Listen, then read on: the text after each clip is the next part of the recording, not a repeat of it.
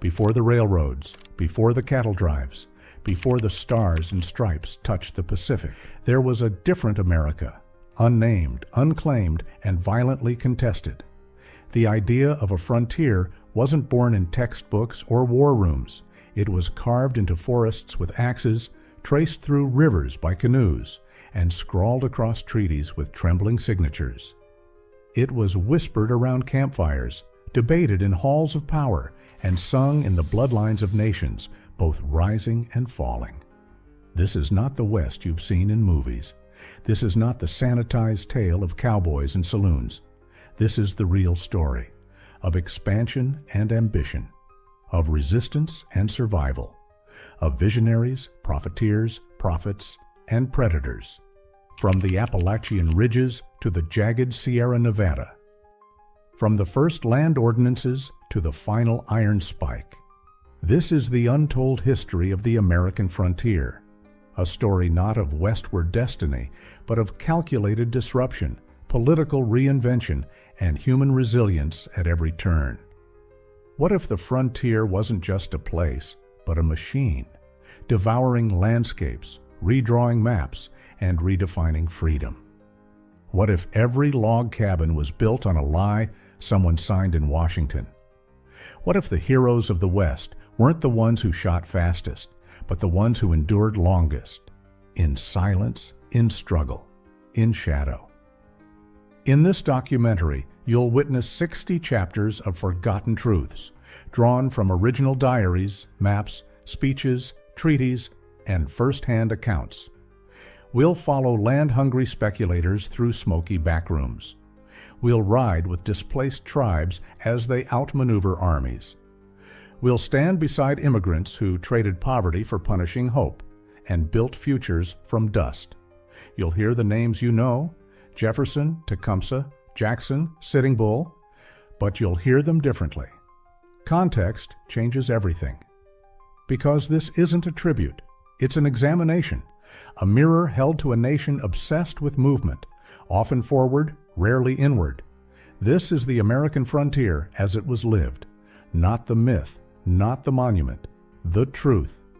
And it's all here. Every trail, every clash, every decision that shaped not just geography, but identity. So don't look away.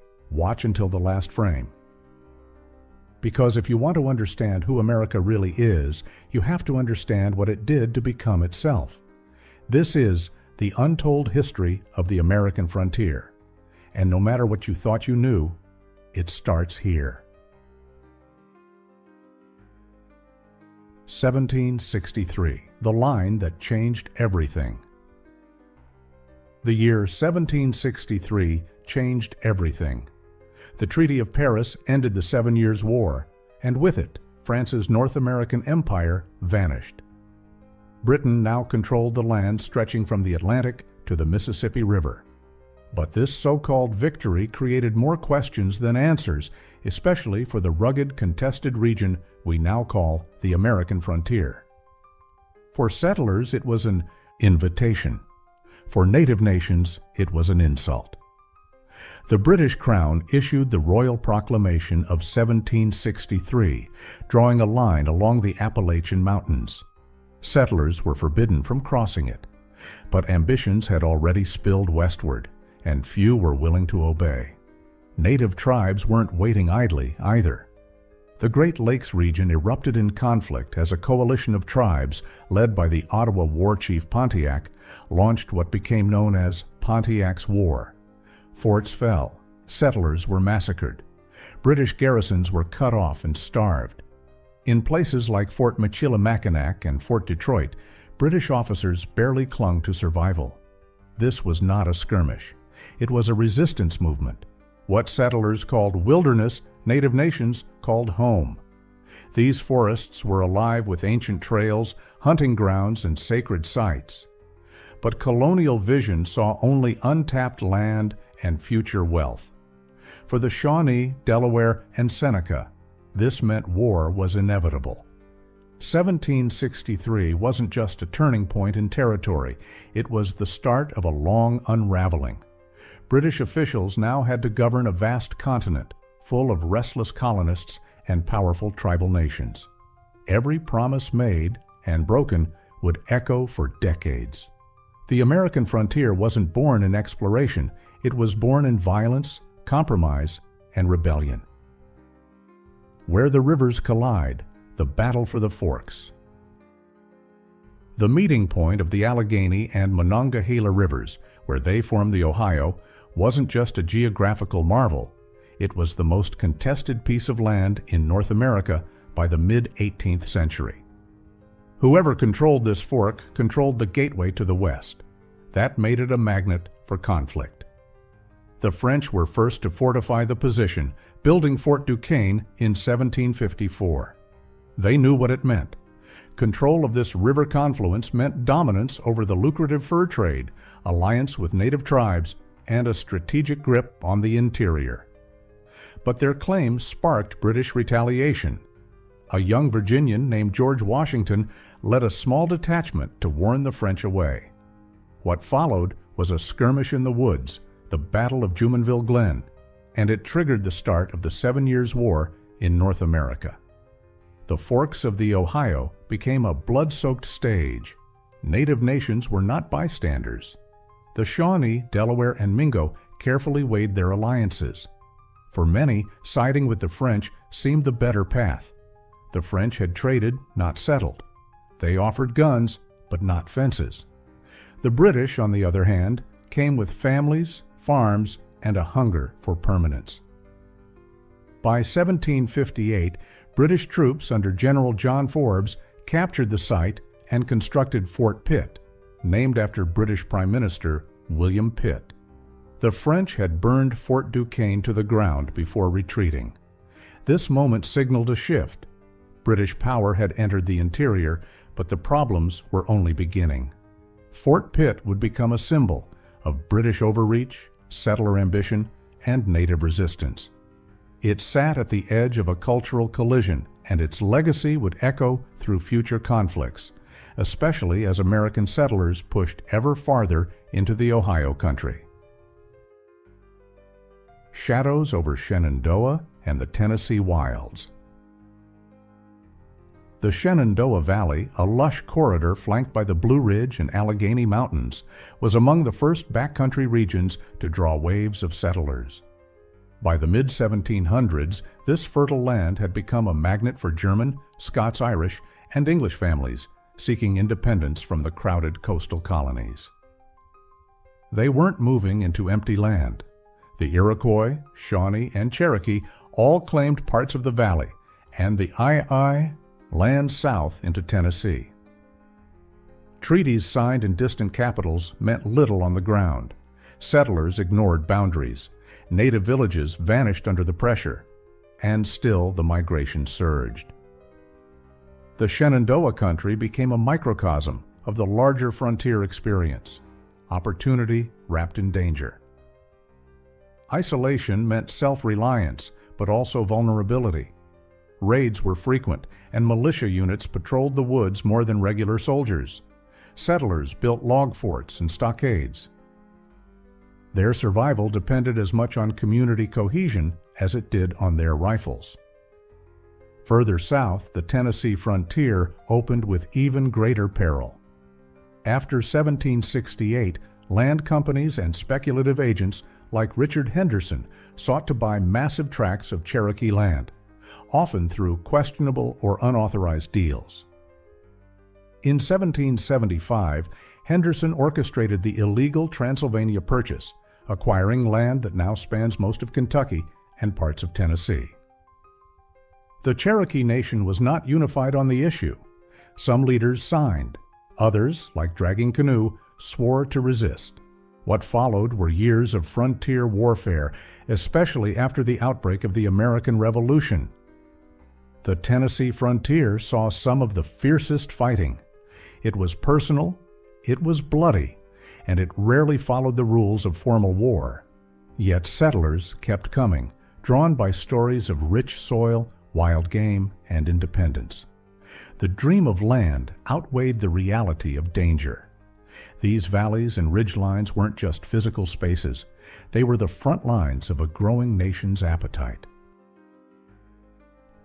The hidden front lines of the Revolution. When the American colonies declared independence in 1776, the fight against Britain was just one part of a larger, messier conflict. Beyond the eastern battlefields, the real test of the Revolution played out in the backcountry, in places like Kentucky, the Illinois country, and the Ohio Valley, where lines were blurred and alliances constantly shifting.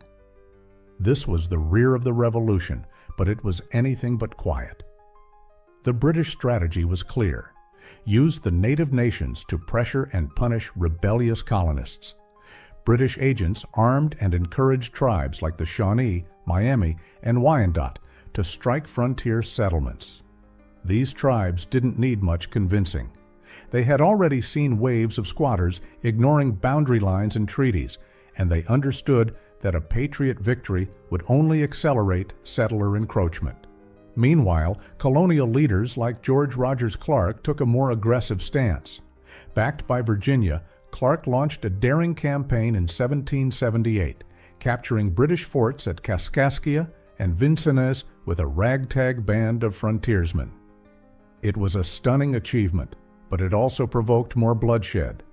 Raids and retaliations rippled across the frontier. Families fled stockaded settlements. Whole communities were wiped out. Women and children were caught in the crossfire, sometimes taken as hostages, sometimes left to perish in burned-out cabins. These weren't battlefield maneuvers. This was war at its rawest, a war without uniforms, where tomahawks and muskets spoke louder than declarations. Some native leaders tried diplomacy. Others, like Blue Jacket and Cornstalk, sought to unify resistance. But betrayal, assassination, and factionalism made unity difficult. Even among settlers, loyalty fractured. Not everyone in the West supported the Revolution. Loyalists, fearing mob rule or wishing to maintain ties to the British Crown, sparked internal conflict in frontier towns. By 1783, when the Treaty of Paris ended the war, it awarded the Northwest Territory to the new United States, without consulting a single native nation who lived there. The British had lost the war, but they handed off a time bomb. The frontier was far from pacified. The rear of the Revolution had only set the stage for a new, even bloodier struggle for control. The land rush, before the rush, greed, grants, and ghost claims. With independence won, the young republic faced a staggering dilemma: how to manage, and more importantly, distribute its new western lands. The land problem wasn't just about geography. It was a question of justice, sovereignty, and the very shape of the American future. The United States inherited claims from the British stretching to the Mississippi River. But native peoples hadn't vanished, and they hadn't ceded their homelands. In many cases, these lands were already occupied, either by indigenous nations or by settlers with vague and often fraudulent land grants issued by colonial governments, land companies, or speculative syndicates. Meanwhile, thousands of Revolutionary War veterans expected payment in the form of land bounties, a promise made by Congress during the conflict.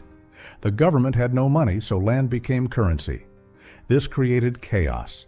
Competing claims overlapped. Maps were poorly drawn.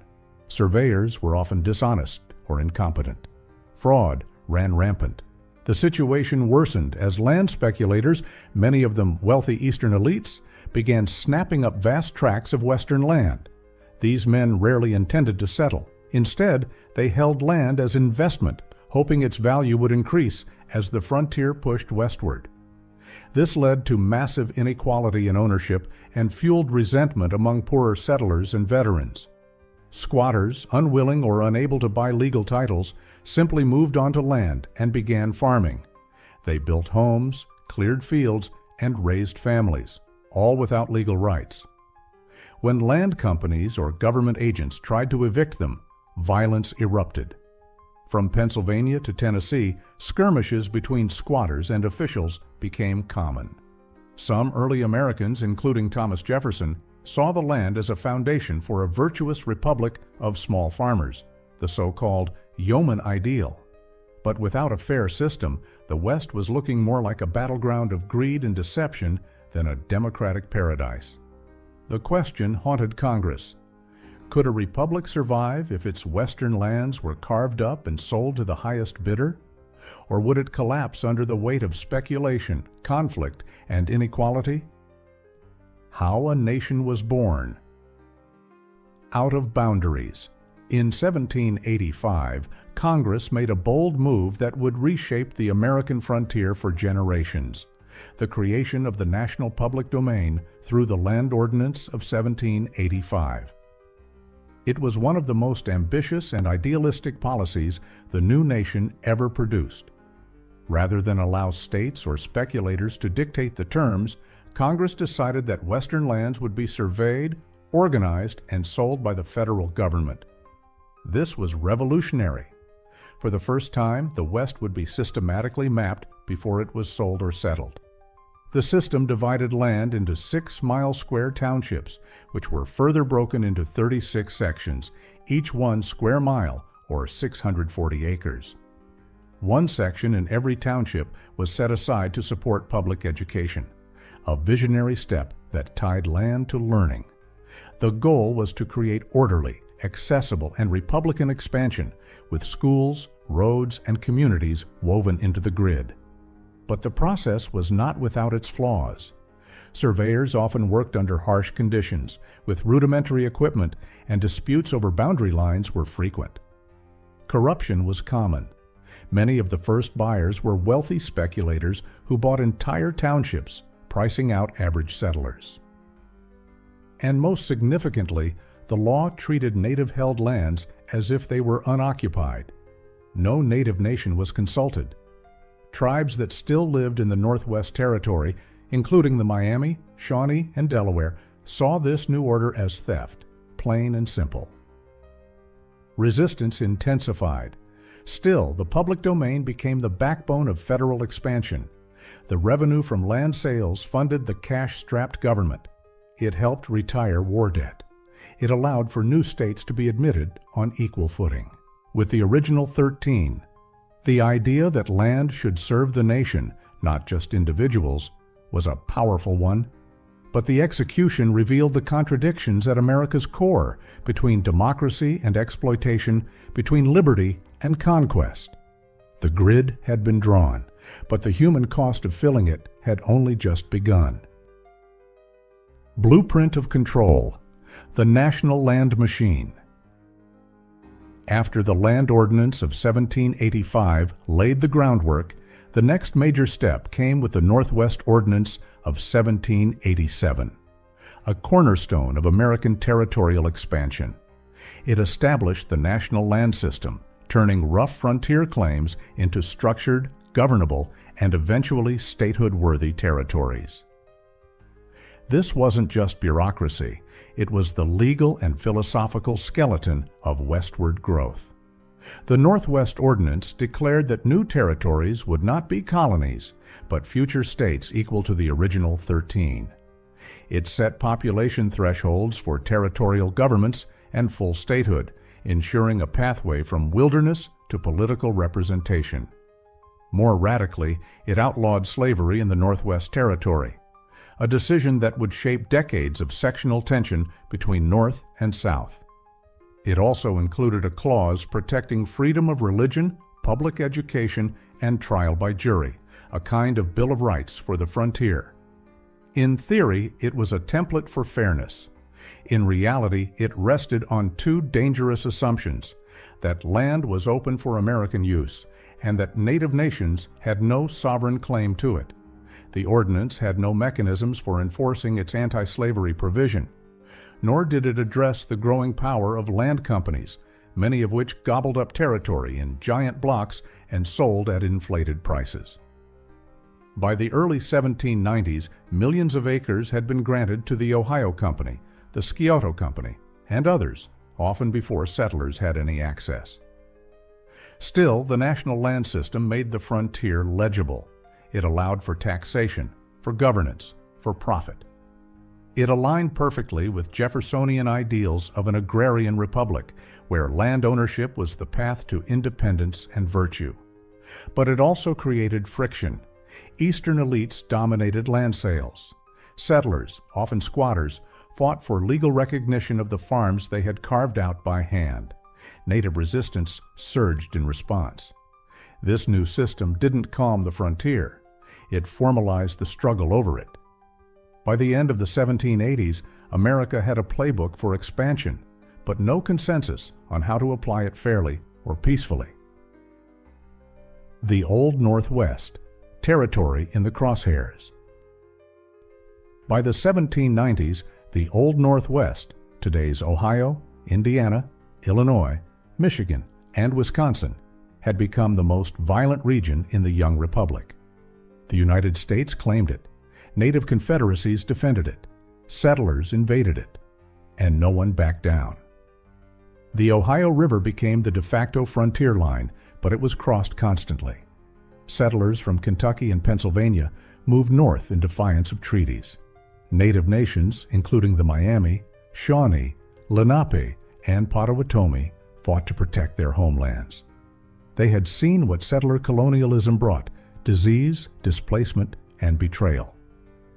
Many allied under the brilliant and underrated Miami war chief, Little Turtle. In 1790 and 1791, Native forces led by Little Turtle and Blue Jacket dealt the U.S. military two of its most humiliating defeats. St. Clair's defeat in 1791 remains the deadliest loss in U.S. Army history by Native forces. Nearly 1,000 soldiers and camp followers were killed. The frontier was in shock. George Washington, now president, was furious. He responded by creating a new professional army under General Mad Anthony Wayne. After 2 years of preparation and brutal winter campaigning, Wayne confronted the Native Confederacy at the Battle of Fallen Timbers in 1794, near present-day Toledo. The American forces won, but the battle wasn't decisive on its own. What followed was the Treaty of Greenville, forcing Native cessions across much of Ohio. Settlements like Marietta and Cincinnati began to grow rapidly. Roads were carved, rivers became trade routes. And yet, the sense of security was illusory. The Old Northwest was pacified but not reconciled. The memory of war lingered. Resentment brewed. These lands were not merely opened. They were taken by force, settled by decree, and shaped by unequal treaties. And they became the proving ground for the federal government's model of westward conquest. Drawing borders in blood and paper.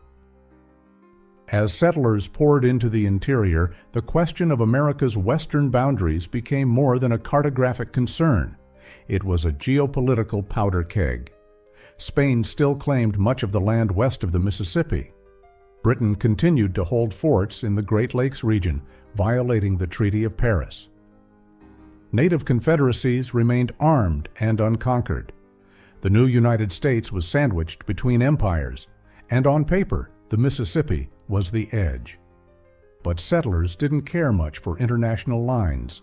They crossed into Spanish Louisiana, entered disputed territory in West Florida, and agitated for war. President George Washington and his administration, meanwhile, walked a tightrope. War with Britain or Spain could crush the fragile republic. In 1795, diplomacy triumphed for a time. The Treaty of San Lorenzo, also called Pinckney's Treaty, with Spain, gave Americans navigation rights on the Mississippi and access to New Orleans for trade. That was a major victory for Western farmers who depended on river transport. But at the same time, Britain signed Jay's Treaty, promising to vacate forts in the Northwest, though they dragged their feet. Tensions simmered. The western frontier had become a place where international treaties collided with local realities. Borderland settlements like Natchez, Vincennes, and Detroit became hot zones of political ambiguity. Spanish agents courted settlers in the Mississippi Valley, offering land grants in exchange for loyalty.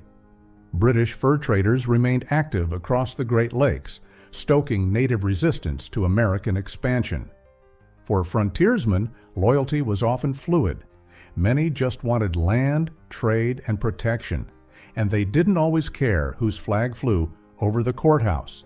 Smuggling, double-dealing, and espionage were part of daily life. The frontier wasn't a clear line. It was a constantly shifting zone of conflict and negotiation, where nations were tested, treaties ignored, and the very concept of American sovereignty was forged in ambiguity. New stars in the flag. When the frontier became states.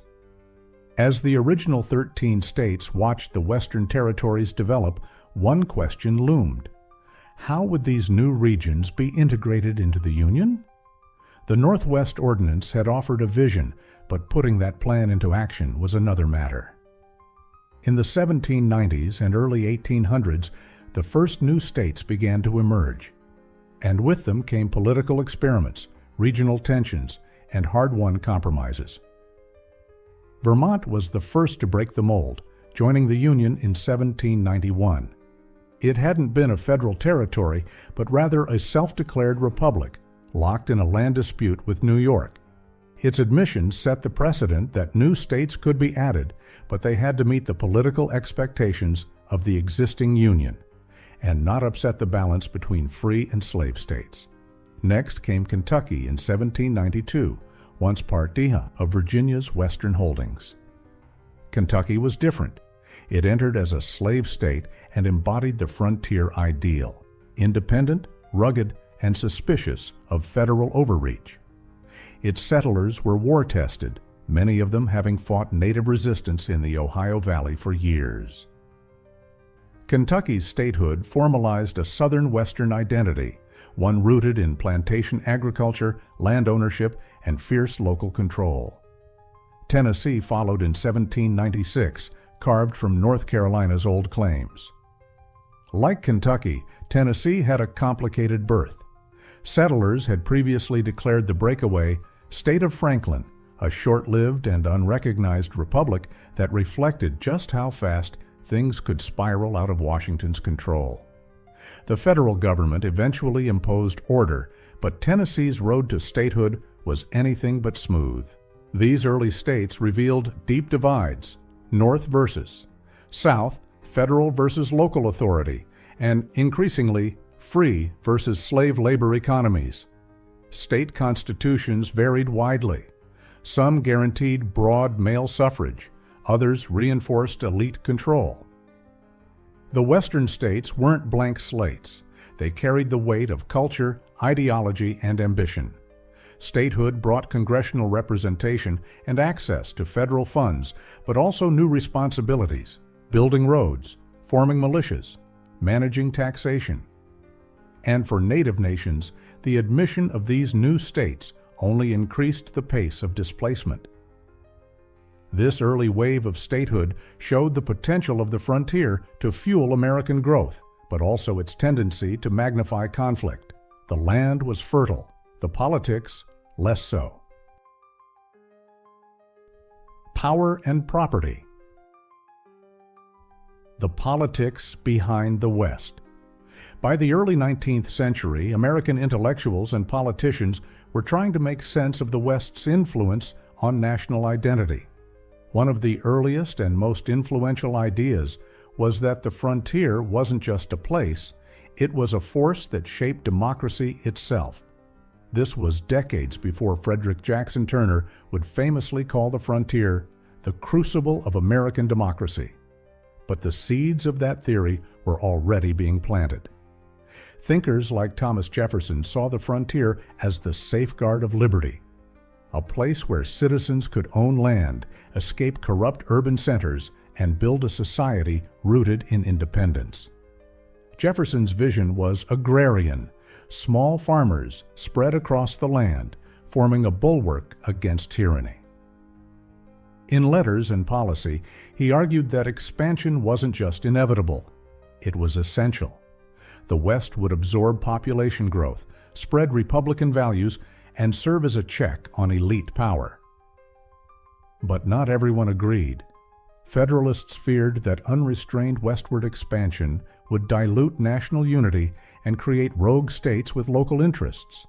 They worried that democracy without education or infrastructure would lead to mob rule. The Whiskey Rebellion of 1794, where frontier farmers violently opposed federal taxes, confirmed their worst fears. Still, Western migration surged. Frontier voters often supported populist candidates who promised cheap land, minimal government interference, and protection against native resistance. Political machines in places like Kentucky and Tennessee reflected a new kind of democratic energy, rougher, more individualistic, and often hostile to centralized power. Religious and educational reformers, meanwhile, saw the frontier as a moral wilderness. They launched missionary efforts, Sunday schools, and traveling lecture circuits to instill discipline and values. Yet the West resisted conformity. It remained a place where ideas spread fast, but didn't always stick. By 1810, it was clear. The frontier wasn't just expanding the nation's borders, it was rewriting its politics, reshaping its electorate, and forcing Americans to confront what kind of republic they were building, and for whom. Jefferson's dream: a republic of farmers or empire of land. When Thomas Jefferson took office in 1801, the frontier wasn't just a political issue. It was the centerpiece of his vision for America. To Jefferson, the republic could only survive if it had room to grow. And that meant land. Lots of it. Jeffersonian democracy was rooted in the belief that small independent farmers, the so-called yeomanry, were the backbone of liberty.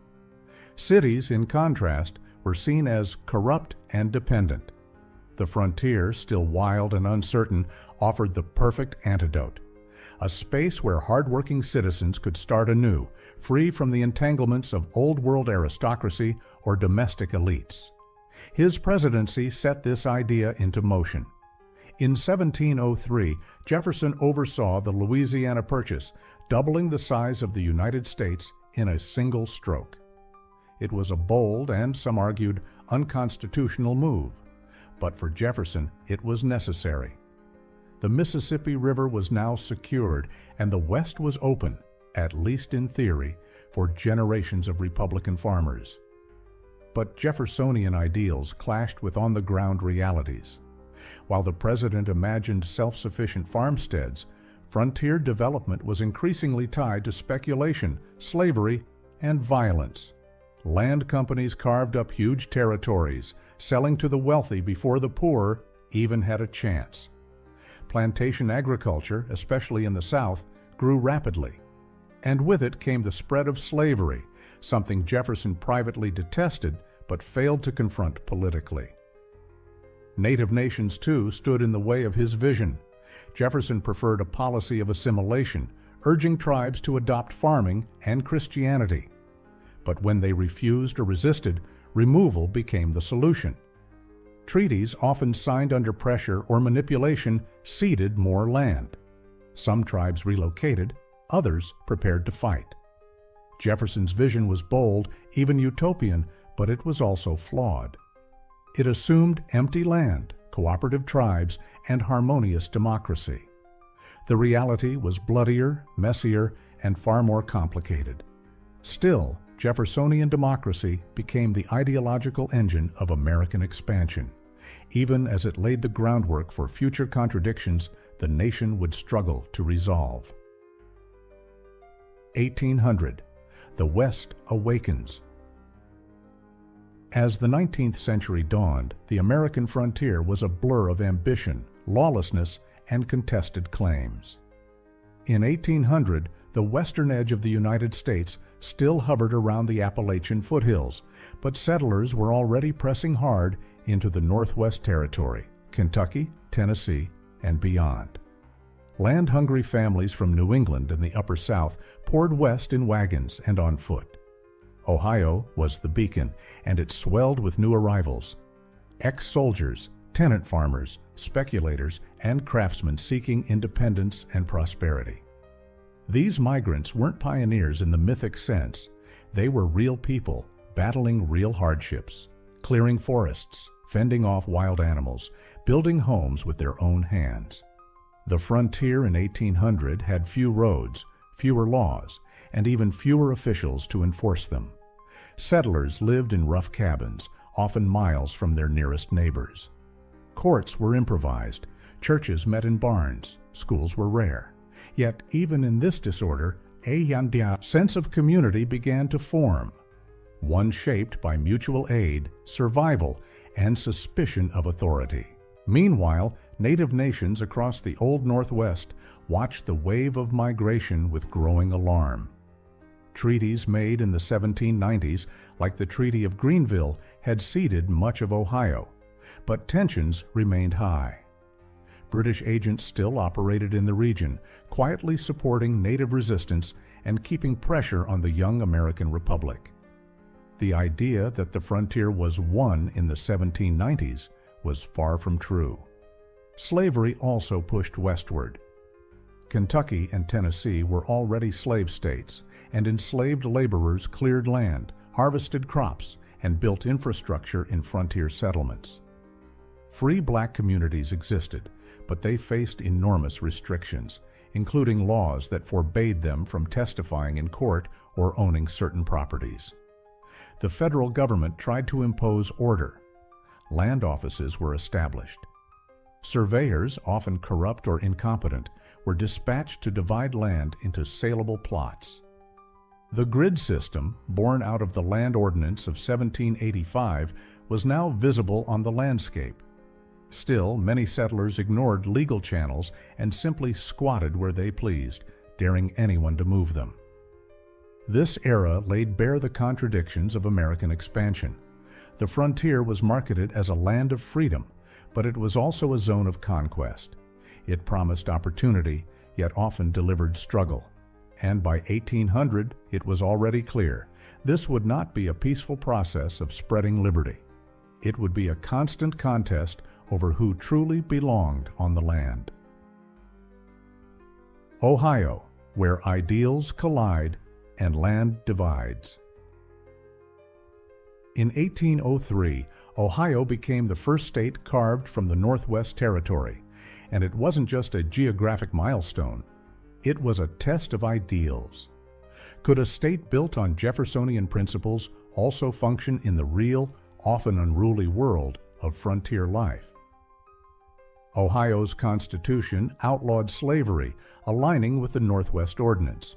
But this didn't mean it was a beacon of racial equality. The state passed laws barring African Americans from voting, holding public office, or testifying in court against whites. Even free black settlers were required to post financial bonds to remain in the state. The contradiction was stark: freedom for some, exclusion for others. Politically, Ohio was torn between Federalist ideas of centralized order and Republican ideals of local autonomy. Early state leaders struggled to balance the demands of self-governance with the need for infrastructure, law enforcement, and taxation. Courts were overburdened, and local militias often acted as de facto police forces. Disputes over land titles, taxation, and settlement boundaries frequently erupted into lawsuits, and sometimes violence. Religious revivals, part of the broader Second Great Awakening, swept through Ohio's small towns and crossroads. Camp meetings drew hundreds. Preachers urged moral reform, and new denominations sprang up. But the frontier's spiritual zeal often clashed with its rowdy culture. Whiskey was still currency. Dueling remained common, and enforcement of moral laws was inconsistent at best. Economically, Ohio began to boom. Rivers like the Ohio and the Scioto provided transportation routes for goods and people. Land prices soared. Towns like Chillicothe, Marietta, and Zanesville grew rapidly. Roads were cut, though most remained impassable in bad weather. Farmers began to export surplus crops, slowly integrating into a larger national economy. And yet, beneath all the progress was a lingering sense of instability. Native land claims remained unresolved. Settlers feared renewed resistance. Some still remembered the wars of the 1790s. Others eyed the lands west of the state line, Indiana, Illinois, as the next battlegrounds for prosperity and survival. Ohio wasn't just a new state, it was a prototype, an experiment in how American values would play out on contested soil. And its contradictions would echo across every new state that followed. The Louisiana Gamble, doubling the nation overnight. In 1803, President Thomas Jefferson pulled off one of the most significant and controversial moves in American history, the Louisiana Purchase. For $15 million, the United States acquired more than 800,000 square miles from France, doubling the size of the nation and redefining the very meaning of the frontier. To many Americans, the purchase was a dream come true. Suddenly, the Mississippi River was no longer a foreign boundary. It was a central artery. The vast lands beyond, from the plains to the Rockies, were full of promise: space for farmers, freedom for adventurers, riches for traders.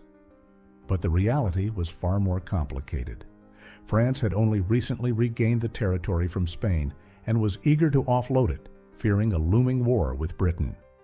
Jefferson, despite his strict interpretation of the Constitution, authorized the deal without explicit congressional approval. The irony wasn't lost on critics, but the opportunity was too big to resist. What exactly had the United States bought? Maps were vague.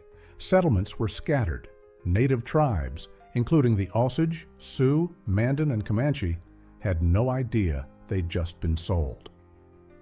Spanish influence remained strong in places like New Orleans and Santa Fe, and the French, though willing to leave, hadn't exactly handed over the keys. Jefferson immediately sent Lewis and Clark west to survey the land, establish American presence, and find a water route to the Pacific. Their expedition became legendary, but it also highlighted the vast unknowns of the West. The terrain was rough, the peoples encountered were diverse, and the political future of these lands was far from certain. For Native nations, the Louisiana Purchase marked the beginning of a new era of dispossession. Treaties would be signed and broken. Resistance would rise. The U.S. claimed sovereignty but had little control on the ground. The purchase opened the door to a continental vision of the United States. But it also unleashed a cascade of problems: legal, cultural, military, and moral. The frontier had just expanded overnight, and no one really knew what that meant. The border wars, smuggling, treaties, and broken promises. The Louisiana Purchase expanded U.S. territory, but it didn't erase old rivalries or clarify borders. In fact, it introduced a host of new complications along the southwestern edge of the nation, where vague maps, foreign claims, and indigenous power clashed in unpredictable ways. Spain, which still controlled New Spain, modern-day Mexico, rejected the idea that the United States now owned all the land west of the Mississippi. The Spanish pointed to older claims, especially in Texas and along the Red River, arguing that much of the territory belonged to them, not to France, and certainly not to the Americans. This dispute boiled over in places like the Neutral Ground, a contested strip between Louisiana and Spanish Texas, where no government claimed full authority. It quickly became a haven for outlaws, smugglers, and displaced native groups. Meanwhile, American settlers were pushing into these borderlands with little patience for diplomacy. They brought their plows, their rifles, and their claims, ignoring Spanish protests. The Spanish responded by reinforcing frontier forts and dispatching military patrols to discourage encroachment. Still, the boundary remained unstable. Adding to the complexity were native nations who had long lived in the region, the Caddo, Comanche, Apache, and others, who maintained their own alliances and rivalries. Some traded with American merchants, others raided settlements on both sides of the border. The Comanche in particular remained a dominant force in the southern plains. Their power wasn't just military, it was economic. They controlled horse trade routes, exacted tribute from weaker groups, and maintained a nomadic empire that defied national boundaries. In Washington, D.C., policymakers debated how to assert control without provoking outright war. Jefferson sent envoys. Diplomats negotiated. But nothing was settled. In fact, friction only increased as American agents stirred unrest within Spanish territory, encouraging local resistance to colonial rule. All this tension foreshadowed the coming storm.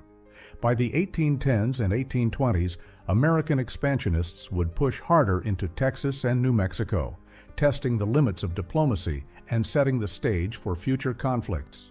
For now, though, the Southwest frontier remained a volatile blend of ambition, anxiety, and ambiguity, a place where law was weak, alliances were fragile, and the line between peace and war grew thinner by the day. Threading a torn nation, what really bound the states? Even as the frontier splintered into contested zones and cultural clashes, a different story was unfolding in the background, one of consolidation and national identity. By the 1810s, Americans began thinking of themselves not just as scattered citizens of distant states, but as participants in a unified, expanding experiment. Much of this unity was forged in the fires of war. The War of 1812, often remembered for burning Washington, D.C., and producing the Star-Spangled Banner, was also a frontier war. It played out across the Great Lakes, the Mississippi Valley, and the Gulf Coast. Native nations fought alongside the British in hopes of stopping U.S. encroachment. The result was devastating for them and empowering for the United States. After the war, the British finally withdrew from their remaining frontier posts. Native resistance, already weakened by loss of life and land, fractured. For the first time, Americans felt they had truly secured their hold over the Northwest and lower Mississippi regions.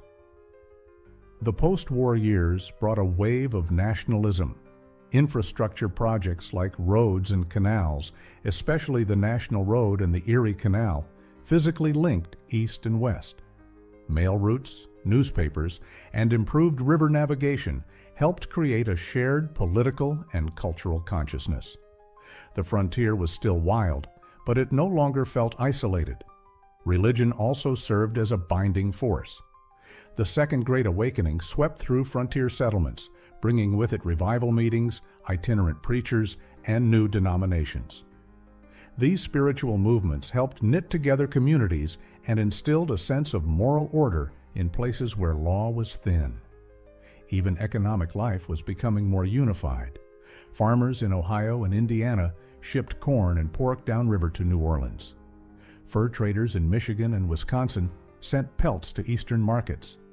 A web of trade, ideas, and aspirations was slowly drawing the far corners of the Republic together. But unity wasn't universal.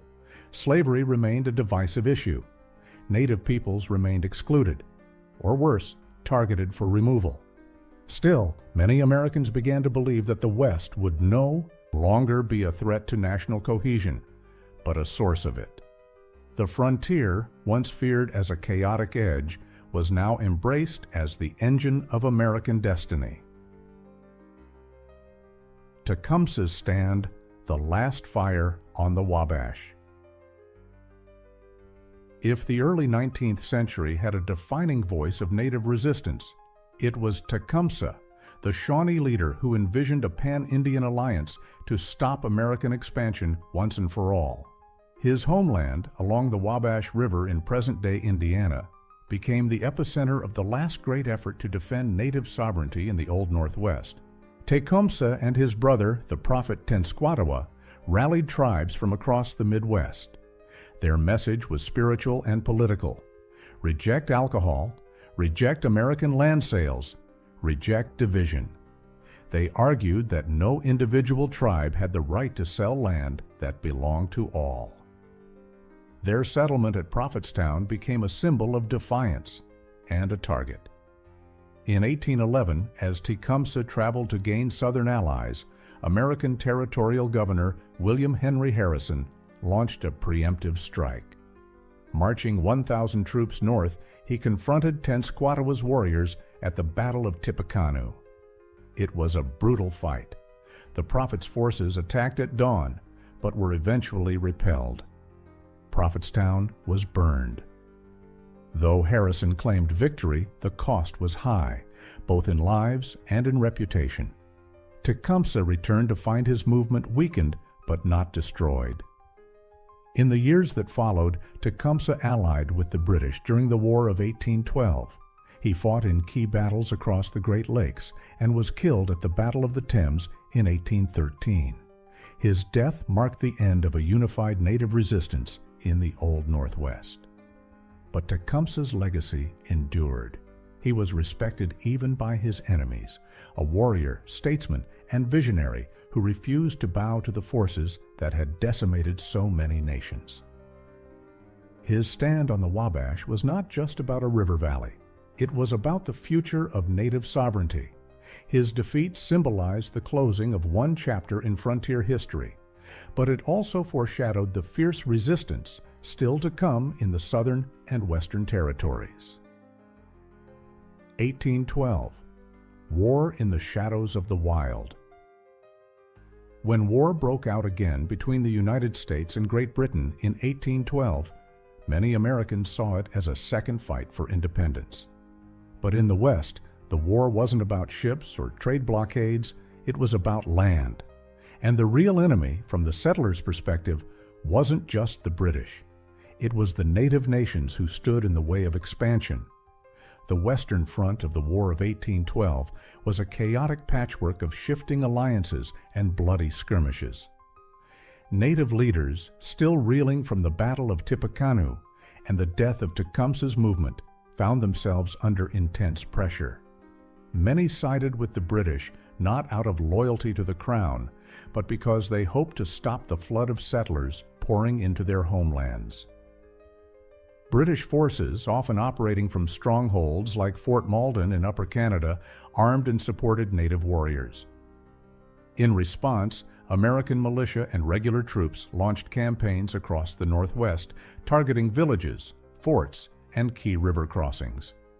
The war quickly became a series of brutal frontier raids, attacks on supply lines, civilian settlements, and scattered outposts. One of the most infamous incidents occurred at Fort Dearborn, modern-day Chicago, in 1812, where a group of Potawatomi warriors attacked retreating American soldiers and civilians, killing dozens. The massacre shocked the Eastern press and fueled anti-native rhetoric across the country. Despite early setbacks, the Americans regrouped. In 1813, U.S. forces under General William Henry Harrison decisively defeated the British and Native coalition at the Battle of the Thames in Ontario. Tecumseh was killed in the fight, and his death dealt a crushing blow to the dream of a unified Indian resistance in the Midwest. But the violence didn't stop. Across Indiana, Ohio, and Michigan, revenge raids and reprisals continued for years. The war might have ended in 1815 with the Treaty of Ghent, but the frontier remained on edge. The Western War of 1812 confirmed a grim truth. Native nations could no longer count on British support. The United States was now the dominant power in the region, and it had no intention of slowing its march westward. Securing the line, forts, deals, and new designs. After nearly 30 years of war, rebellion, and contested sovereignty, the early 19th century American government finally turned its focus to stability. The frontier had to be pacified, surveyed, and brought under control, not just by military force, but by administrative muscle. That meant forts, lots of them. The federal government expanded its military presence across the frontier with outposts stretching from Detroit to Fort Snelling on the Mississippi. These forts weren't just about defense, they were instruments of authority. They housed federal Indian agents, housed trade commissioners, and represented a visible reminder that Washington was now watching.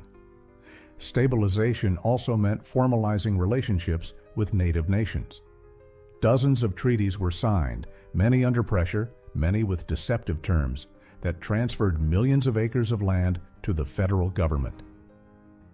These treaties were often presented as peaceful diplomacy, but the reality was coercion backed by the threat of violence or isolation.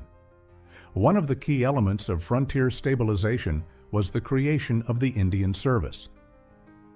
This federally managed bureaucracy aimed to regulate trade, manage annuities, annual payments to tribes, and enforce treaty provisions. But its agents were often corrupt, undertrained, or caught between conflicting loyalties. Still, it marked a shift. The government now sought to manage the frontier, not just fight over it. Infrastructure began to follow. Roads were cut through forests and prairies. The Cumberland Road extended from the east into the interior. Steamboats began to navigate the Mississippi and Ohio rivers with increasing regularity, turning once remote outposts into bustling river towns. This was also the beginning of the frontier as myth. Newspapers, books, and stage plays romanticized the rugged settler, the noble savage, and the brave scout. Artists like George Catlin painted scenes of native life, both preserving and commodifying cultures that the federal government was actively trying to erase. But underneath the illusion of peace was a growing pressure. Settlers wanted more land. Planters sought new soil for cotton. Speculators eyed the trans-Mississippi West. Stabilizing the frontier didn't mean ending expansion. It meant preparing for the next push and ensuring the federal government was in charge when it came. The Great Migration, wagons west, dreams east. From 1815 to 1840, the United States experienced one of the greatest population movements in its history, a migration that reshaped not just the geography of the country, but its culture, politics, and economy. This wasn't a trickle, it was a flood. Roughly 5 million Americans moved west during these years, driven by land hunger, economic opportunity, and a shared sense of destiny. Some traveled by wagon, others by flatboat, still more by the new steamboats crowding the Mississippi and its tributaries. They came from New England, the South, and increasingly from immigrant communities in Europe. The Old Northwest, particularly Ohio, Indiana, and Illinois, saw rapid growth. These states filled with log cabins, fenced fields, and new towns almost overnight. Cincinnati exploded in size, becoming the Queen City of the West. Meanwhile, Southern migrants poured into Alabama and Mississippi, chasing cotton profits and bringing enslaved people with them. The Homestead Act had not yet been passed, so most settlers either bought land from the government or, more often, squatted and later applied for legal title. Speculators flourished, buying up tracts and selling them at inflated prices. But for many, even the worst land was worth the gamble. With this migration came conflict. Roads became congested. Local tribes, already forced from older homelands, faced renewed pressure. Treaty after treaty was signed, violated, and rewritten. Tribes like the Chickasaw, Creek, and Potawatomi were forced westward into territories deemed less valuable by white settlers. The migration reshaped American politics, too. New states entered the Union. The balance between free and slave states became a national obsession. Political machines in the West championed issues like cheap land, internal improvements, and banking reform. The common man, embodied by figures like Andrew Jackson, rose to political prominence on the back of frontier discontent. The Great Migration was not a single movement. It was a torrent of overlapping ambitions, farmers seeking stability, adventurers seeking fortune, families seeking freedom. They transformed the land, but they also transformed the country. By 1840, America's center of gravity had shifted. The frontier wasn't just out there, it was now central to how the nation saw itself. And the journey westward, once a fringe endeavor, had become the defining story of a restless people. Statehood on the Ohio, Indiana, and Illinois. By the early 19th century, the population boom in the Old Northwest forced the federal government to turn territory into states. Indiana became the 19th state in 1816, and Illinois followed just 2 years later. But statehood on the Ohio River was never just a matter of meeting population thresholds. It was a political balancing act. Both states were formed under the anti-slavery clause of the Northwest. Ordinance, but that didn't mean they were racially progressive. In fact, as Indiana and Illinois drafted their constitutions, both legislatures went to great lengths to exclude black settlers, free or enslaved. Illinois even passed a law banning the entry of free African Americans, requiring any who stayed to register and post bonds. These early laws reflected a deeper fear that migration from the South would bring racial tensions into the newly organized Midwest. Land remained the central issue. In both states, settlers often clashed with native groups, especially in the southern counties near Vincennes and Cahokia, where federal promises of peaceful coexistence were rarely honored. Tribes like the Kickapoo, Peoria, and Kaskaskia faced mounting pressure to cede land and relocate. Even after treaties were signed, conflicts erupted as squatters poured into newly opened territories. Statehood also brought new political power. With congressional representation, these frontier states now had a voice in shaping national policy. But they were hardly united. Southern migrants often clashed with Yankee settlers over schooling, religion, and economic priorities. The debate over internal improvements, like roads and canals, became a hot issue. Should government fund infrastructure, or should private enterprise take the lead? The frontier also shaped the character of these states' governments. Populism surged. Governors often found themselves at odds with rowdy legislatures. Law enforcement was minimal in rural areas. Courts were overwhelmed. Vigilantism became a fixture of frontier justice. Yet through it all, these states grew, physically, economically, and politically. Indiana and Illinois marked a turning point in American expansion. No longer just territories or distant outposts, they were full participants in the Union. But their inclusion came at the cost of native land, racial exclusion, and the start of serious political fissures that would widen over the coming decades. The Cotton Empire, Mississippi and Alabama. While the Northwest blossomed with towns and turnpikes, a very different story was unfolding further south, one stained by sweat, blood, and cotton. Mississippi and Alabama, both admitted in the 1810s, quickly became the heart of what would be called the Cotton Kingdom. But their rise came at a brutal price. These were slave states, and their economy depended entirely on it. Following the invention of the cotton gin in 1793, the demand for short staple cotton skyrocketed. The rich black soil of the Mississippi Delta and the fertile lands of Alabama's river valleys became the most coveted agricultural real estate in the South. As planters moved in, enslaved labor followed, often forced across state lines in what's now known as the domestic slave trade. Entire communities of enslaved people were uprooted from Virginia, Maryland, and the Carolinas and marched to the Deep South. Auctions in Natchez and Mobile became infamous. The term "sold down the river," referring to slaves being sent to harsher conditions, originated in this region. But it wasn't just the human cost that defined the Cotton Kingdom. It was its political might. Cotton quickly became America's most lucrative export, and Mississippi and Alabama planters amassed wealth and influence. They used it to control legislatures, influence national policy, and push for the expansion of slavery into Western territories. Meanwhile, the indigenous populations, particularly the Choctaw, Chickasaw, and Creek, were forced into a cycle of treaty, cession, and removal.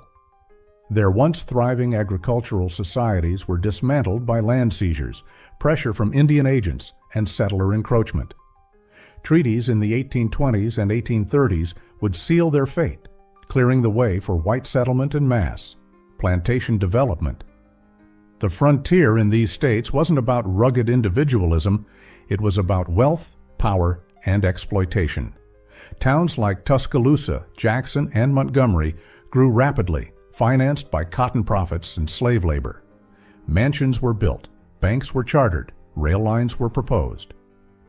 But this prosperity sat on a foundation of forced labor and stolen land. The Cotton Kingdom made the South rich, but it also made it fragile. Its dependence on slavery would lead to increasingly aggressive policies and growing tension with the North. And the seeds of that conflict were already sprouting in Mississippi's and Alabama's cotton fields.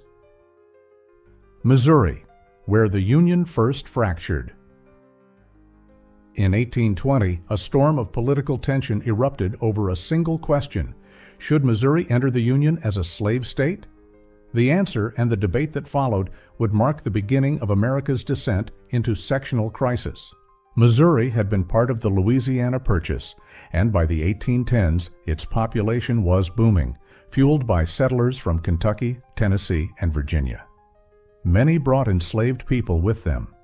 Slavery was deeply embedded in Missouri society and economy, particularly in the fertile bottomlands near the Missouri River, which became known as Little Dixie. But when Missouri applied for statehood in 1819, a Northern-led proposal in Congress demanded that slavery be restricted in the new state. Southern legislators erupted in protest. For them, this wasn't just about Missouri, it was about the balance of power in the Senate, the future of slavery in the West, and whether Congress had the authority to limit it. The result was the Missouri Compromise of 1820. Missouri would enter as a slave state, but Maine would be carved out of Massachusetts and enter as a free state, preserving the sectional balance. In addition, slavery would be banned in all future territories north of the 36 degrees, 30 minutes latitude line, the southern border of Missouri. It was a temporary fix, but it exposed the growing fracture lines in the American experiment. The West, once seen as a unifying space of opportunity, had now become the main battleground for ideological conflict. The question wasn't just who would settle the frontier, it was under what system. In Missouri, the tension was palpable. Pro-slavery and anti-slavery factions vied for influence. Free black citizens faced harsh restrictions and mob violence. Newspapers took sides. Ministers preached politics from the pulpit. Even in the state's early years, it was clear Missouri would not be a neutral ground. The Missouri Compromise would hold for 3 decades. But the debate it sparked never went away. It proved that the frontier wasn't just a physical expansion. It was a mirror reflecting the contradictions and moral dilemmas that the young republic had tried for too long to ignore. Rewriting the rules of land. By the mid-1820s, the American frontier was crowded with land claims, many of them speculative, uneven, or outright fraudulent. The early promise of democratic land ownership had given way to deep inequalities. Massive tracts were in the hands of speculators, and countless settlers worked the land without legal title. Public pressure mounted for reform. The federal government, under increasing scrutiny, began reassessing its land policies. Until this point, public land had largely been sold in large parcels, often 640 acres, at prices that excluded poorer farmers. The Land Act of 1820 marked a turning point. It reduced the minimum purchase size to 80 acres and lowered the price to $1.25 per acre. For many small farmers, this change made legal ownership finally attainable. But problems remained.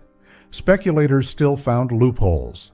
They hired agents, often referred to as dummy entrymen, to buy land in small lots, only to consolidate it under one name later.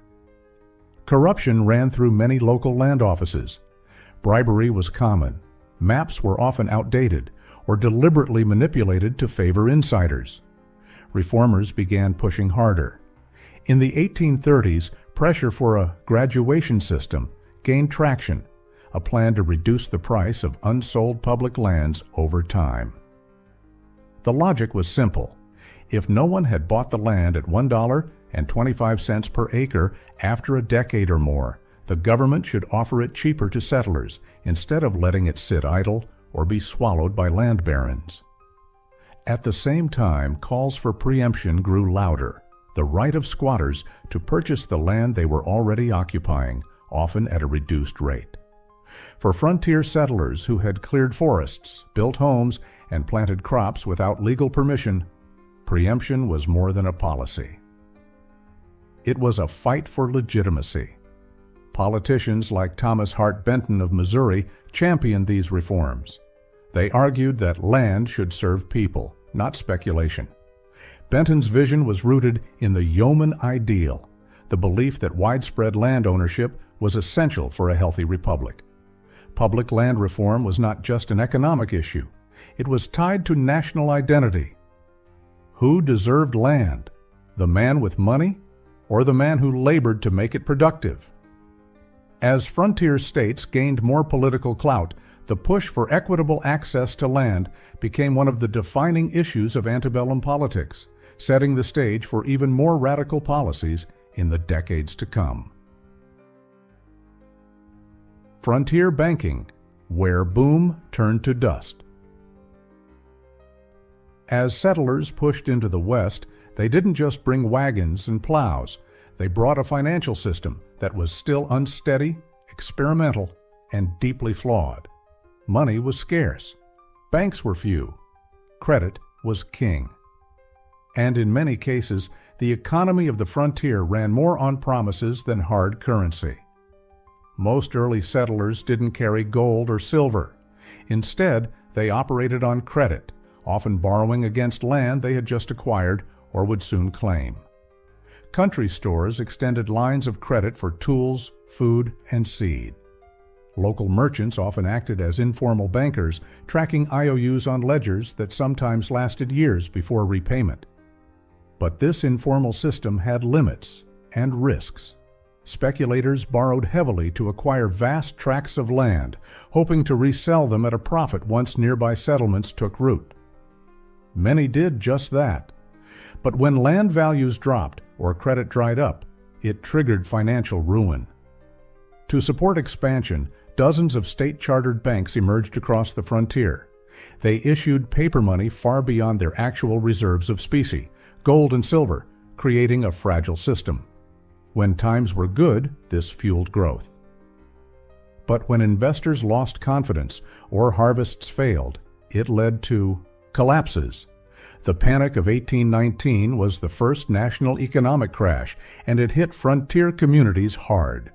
Land prices plummeted, banks failed, credit froze, families lost farms. In towns like Lexington, Louisville, and St. Louis, once booming economies ground to a halt. Courtrooms filled with foreclosure cases. Debtors fled or went to jail. Outrage erupted. Western politicians blamed the Second Bank of the United States, calling it an instrument of Eastern elites. Andrew Jackson's rise in the 1820s and his eventual destruction of the national bank were rooted, in part, in this frontier resentment. Jacksonian finance reshaped the West. It gave more power to state banks and introduced the specie circular, a requirement that public land purchases be made in hard currency, not paper. The result? Another boom, then another bust, as frontier land speculation once again surged beyond control. Frontier finance wasn't just unstable, it was inseparable from the politics of class, region, and ideology. It revealed the contradictions of American capitalism, a land of opportunity, built on debt, prone to collapse, but always promising a rebound. The American system: roads, tariffs, and territory. In the wake of early financial panics and uneven development, some policymakers looked for a national solution. Chief among them was Henry Clay, the Kentucky senator who championed what became known as the American system, a plan to knit the country together through a blend of tariffs, federal funding, and internal improvements. The American system was particularly appealing to frontier states. Roads, canals, and later railroads were badly needed to connect farms to markets. Without them, frontier economies remained localized and inefficient. Settlers couldn't move their crops to distant buyers. Manufactures from the east arrived too slowly and expensively. Clay's vision promised to change that. First came tariffs, protective taxes on imported goods. These helped fledgling American industries, especially in the Northeast, but they also funded federal projects. Clay argued that the revenue should be used to build roads, improve rivers, and dig canals, projects that would, in turn, benefit the frontier. Canals like the Erie, completed in 1825, were proof of concept. Though it lay outside the frontier, its success in linking the Great Lakes to the Atlantic inspired copycats. Ohio, Indiana, and Illinois all launched canal projects in the 1830s, hoping to connect towns and boost commerce. Some succeeded, others ended in bankruptcy. At the heart of the American system was a belief that government had a role in shaping the economy, not just protecting property, but building the infrastructure of opportunity. This idea clashed directly with strict Jeffersonian doctrine and Jacksonian populism, which feared federal overreach and elite manipulation. Yet many Westerners supported Clay's program, at least in practice. Farmers needed access to markets, merchants needed reliable routes, and everyone wanted growth. Still, opposition remained. Southern states, wary of centralized power and federal investment in non-slave territories, resisted Clay's proposals. The American system became a political lightning rod, uniting some frontier states and alienating others.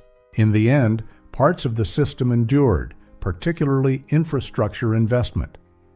But its broader vision, a harmonized national economy built through government action, would be tested repeatedly in the years ahead as sectionalism deepened and the frontier kept shifting farther west.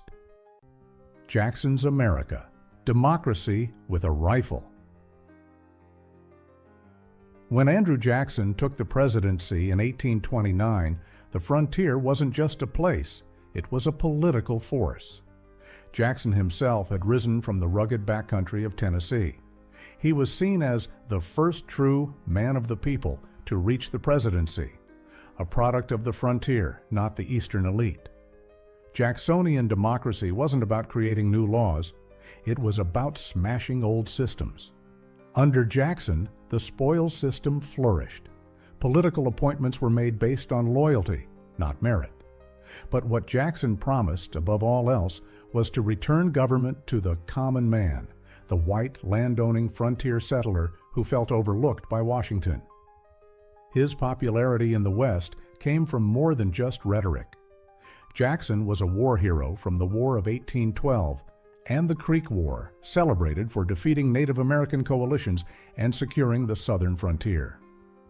His rise coincided with the elimination of property requirements for voting in many states, which expanded the electorate and empowered the same settlers whose land ambitions he had long supported. But Jackson's policies were as controversial as they were popular. His most infamous act, the Indian Removal Act of 1830, authorized the forced displacement of tens of thousands of Native Americans from their ancestral lands to territories west of the Mississippi. The justification? That removal was necessary for white settlement and national progress. This policy directly benefited frontier states like Georgia, Alabama, and Mississippi. Land once occupied by the Cherokee, Choctaw, and Creek quickly transitioned into cotton plantations. In Jackson's eyes, he had fulfilled the American destiny, clearing the land for settlers and breaking the resistance of native nations.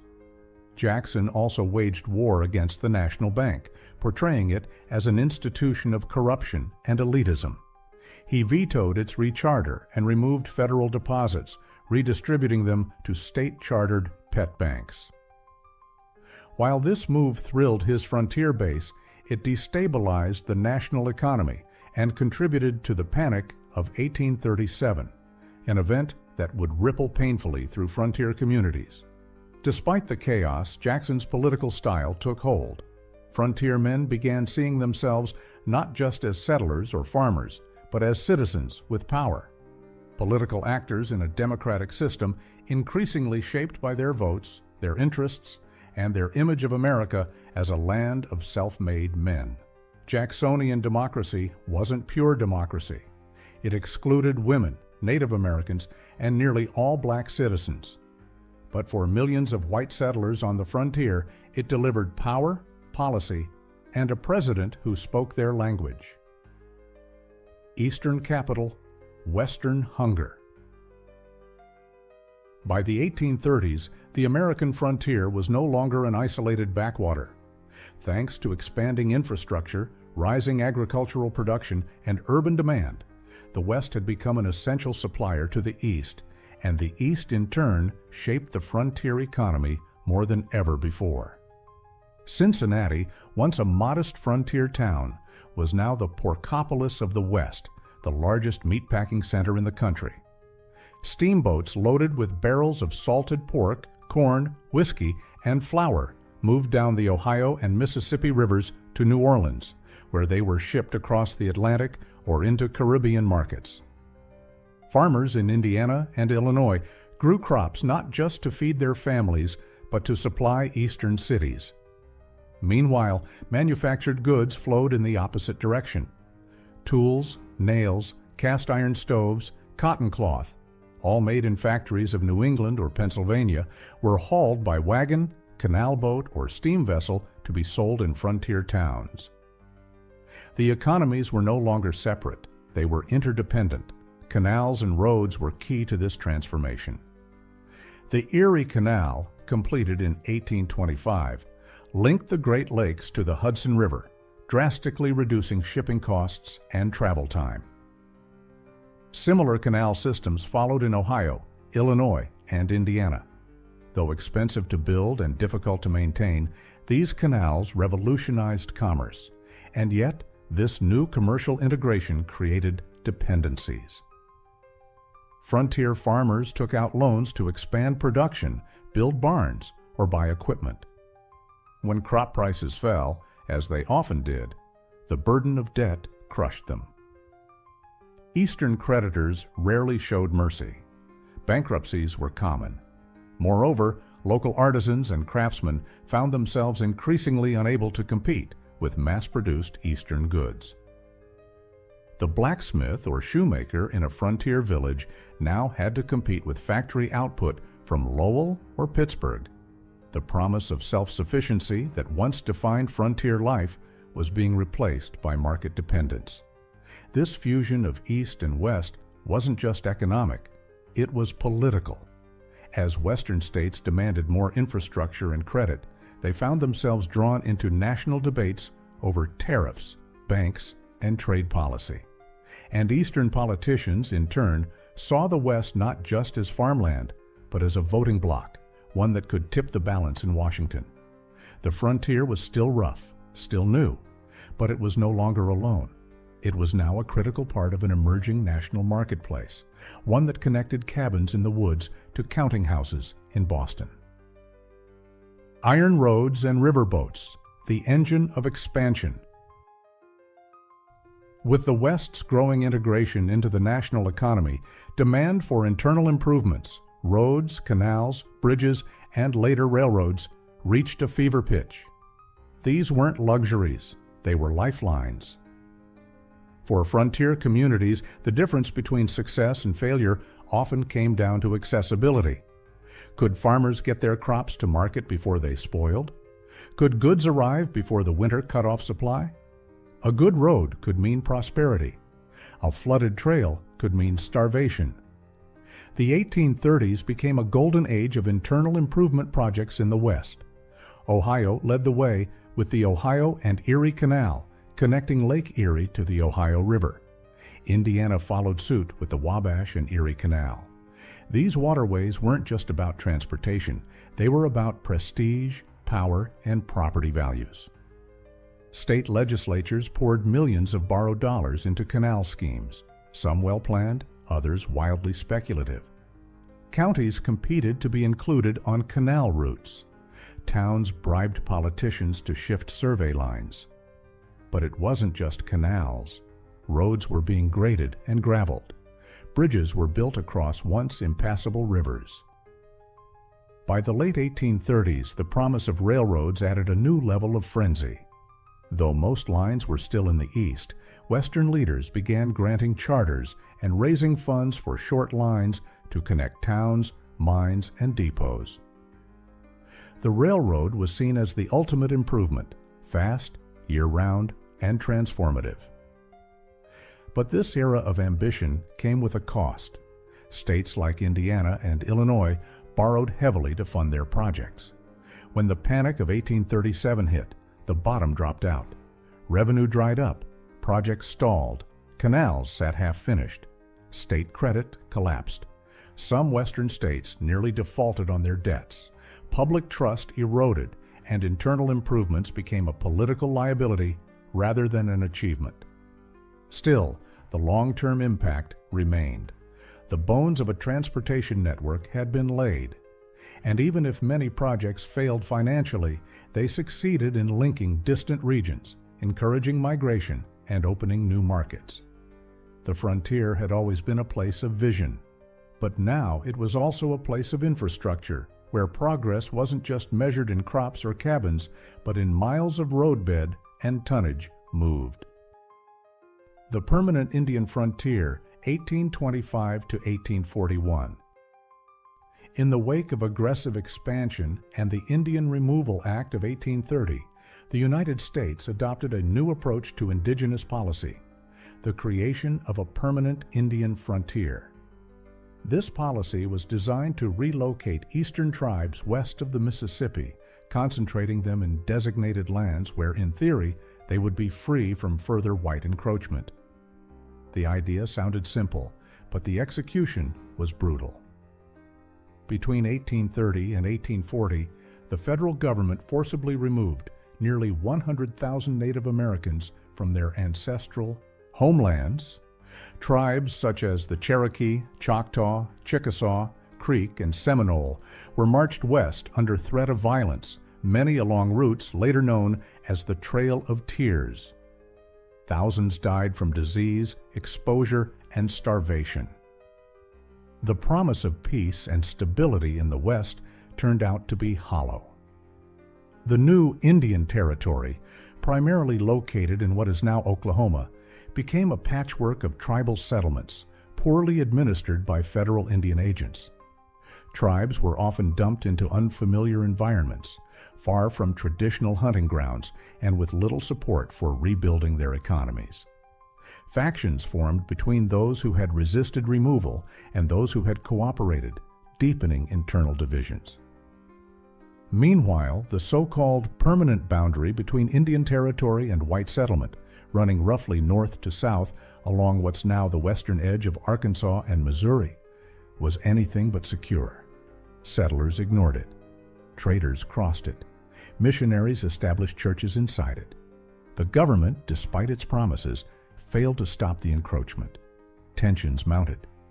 In some cases, relocated tribes clashed with Plains nations like the Kiowa, Comanche, and Osage, who had lived on the land for generations.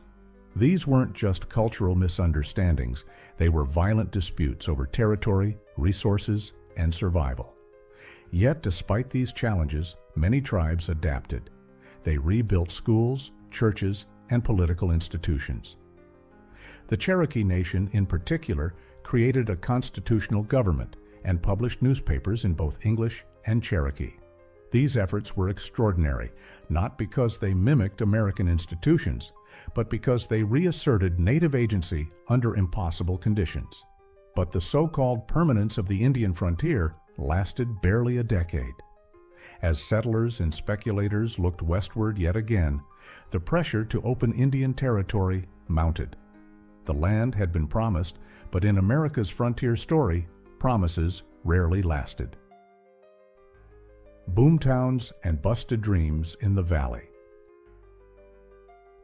In the 2 decades following the War of 1812, the Mississippi River corridor became the economic spine of the American interior. From Minnesota to New Orleans, trade exploded, cities sprouted, and fortunes were made, all thanks to the unique geography of the river and the Industrial Revolution's arrival in the West. This was the Mississippi Valley boom, and it reshaped the nation. The invention of the steamboat turned the Mississippi into a superhighway. What once took weeks now took days. By the 1830s, hundreds of steamboats churned through the waters, carrying everything from cotton and tobacco to pork, whiskey, lumber, and enslaved people. These floating marvels became symbols of progress, but also of danger, as boiler explosions and collisions were common. River cities like St. Louis, Memphis, and Natchez grew rapidly. St. Louis, once a sleepy French trading outpost, became a key commercial hub, supplying goods to frontier settlements stretching as far west as Kansas and Nebraska.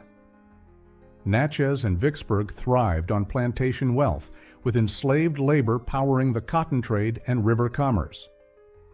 The economic surge triggered massive population growth. Land values soared.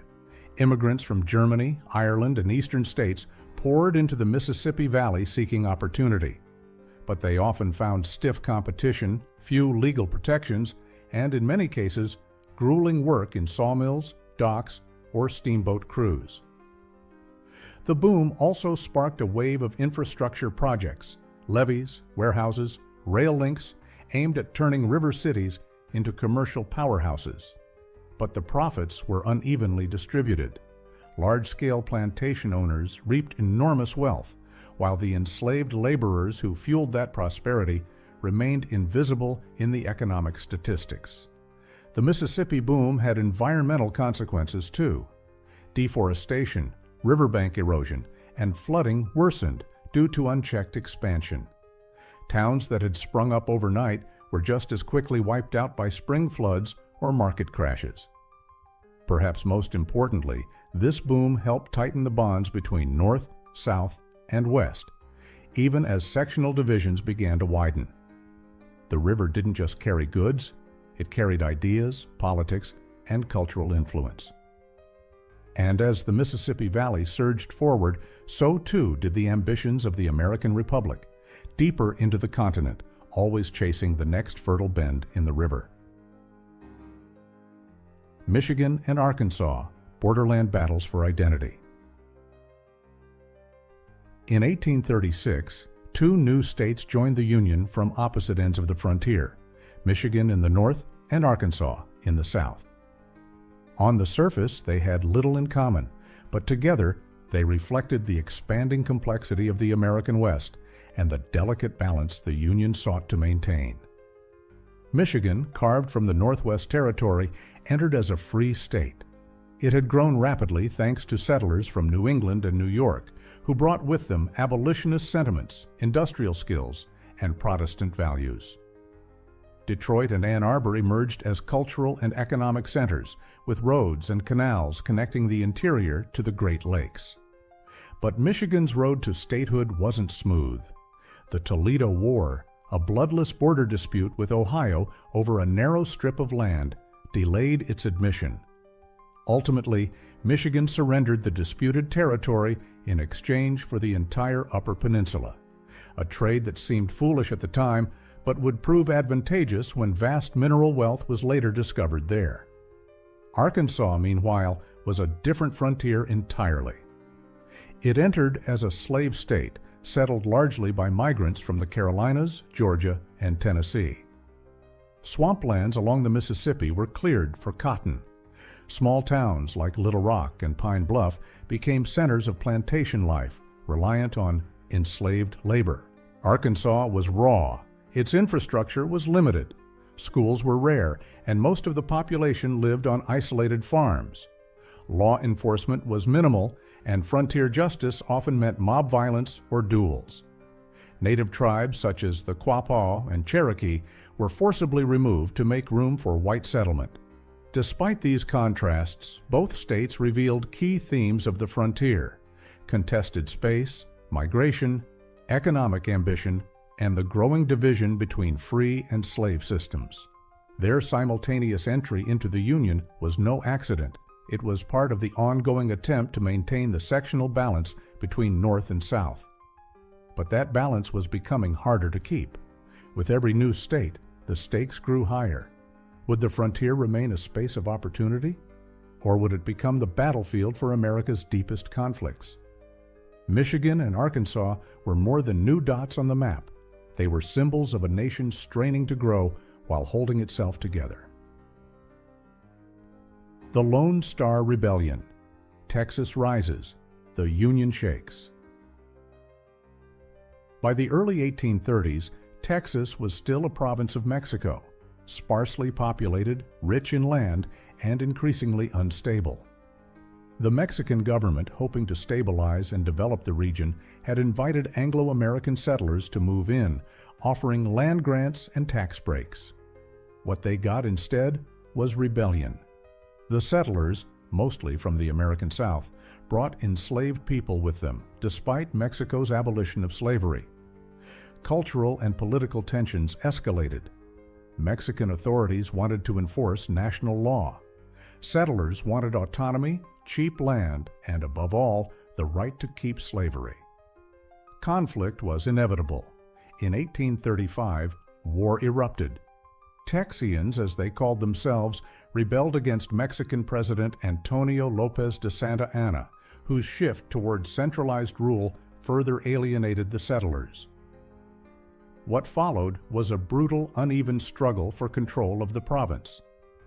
The most legendary event came at the Alamo, a mission-turned fort in San Antonio, where roughly 180 defenders, including figures like Davy Crockett, William Travis, and Jim Bowie, were wiped out after a siege by Santa Anna's forces. Though militarily insignificant, the battle became a rallying cry. Remember the Alamo. The decisive blow came at the Battle of San Jacinto in April 1836. In a surprise attack lasting just 18 minutes, Texian forces under Sam Houston routed Santa Anna's army and captured the general himself. In exchange for his release, Santa Anna signed a treaty recognizing Texas independence, though the Mexican government never formally accepted it. From 1836 to 1845, Texas existed as a republic, a fully independent nation with its own constitution, president, and foreign policy. But the dream of annexation by the United States never died. Still, joining the Union was controversial. Texas was a slaveholding republic. Adding it risked war with Mexico and reigniting sectional strife at home. Despite opposition, Texas was annexed in 1845, becoming the 28th U.S. state. The move thrilled expansionists but alarmed both abolitionists and neighboring Mexico. War was now on the horizon. Texas wasn't just another addition to the frontier. It was a symbol of ambition, of defiance, and of the mounting contradictions at the heart of American expansion. Liberty for some, domination for others, and a growing hunger for land that knew no boundaries. A broken West, debt, defeat, and abandonment.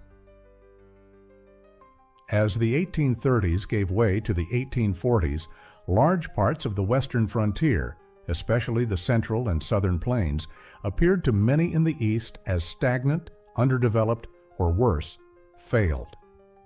This period became known to some historians as the era of the prostrate West, a time when optimism gave way to hardship, financial ruin, and disillusionment.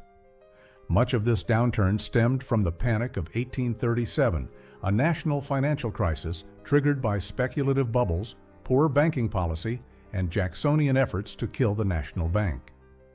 The effects were felt most deeply in the West. Land prices collapsed, banks failed, canals and roads remained unfinished.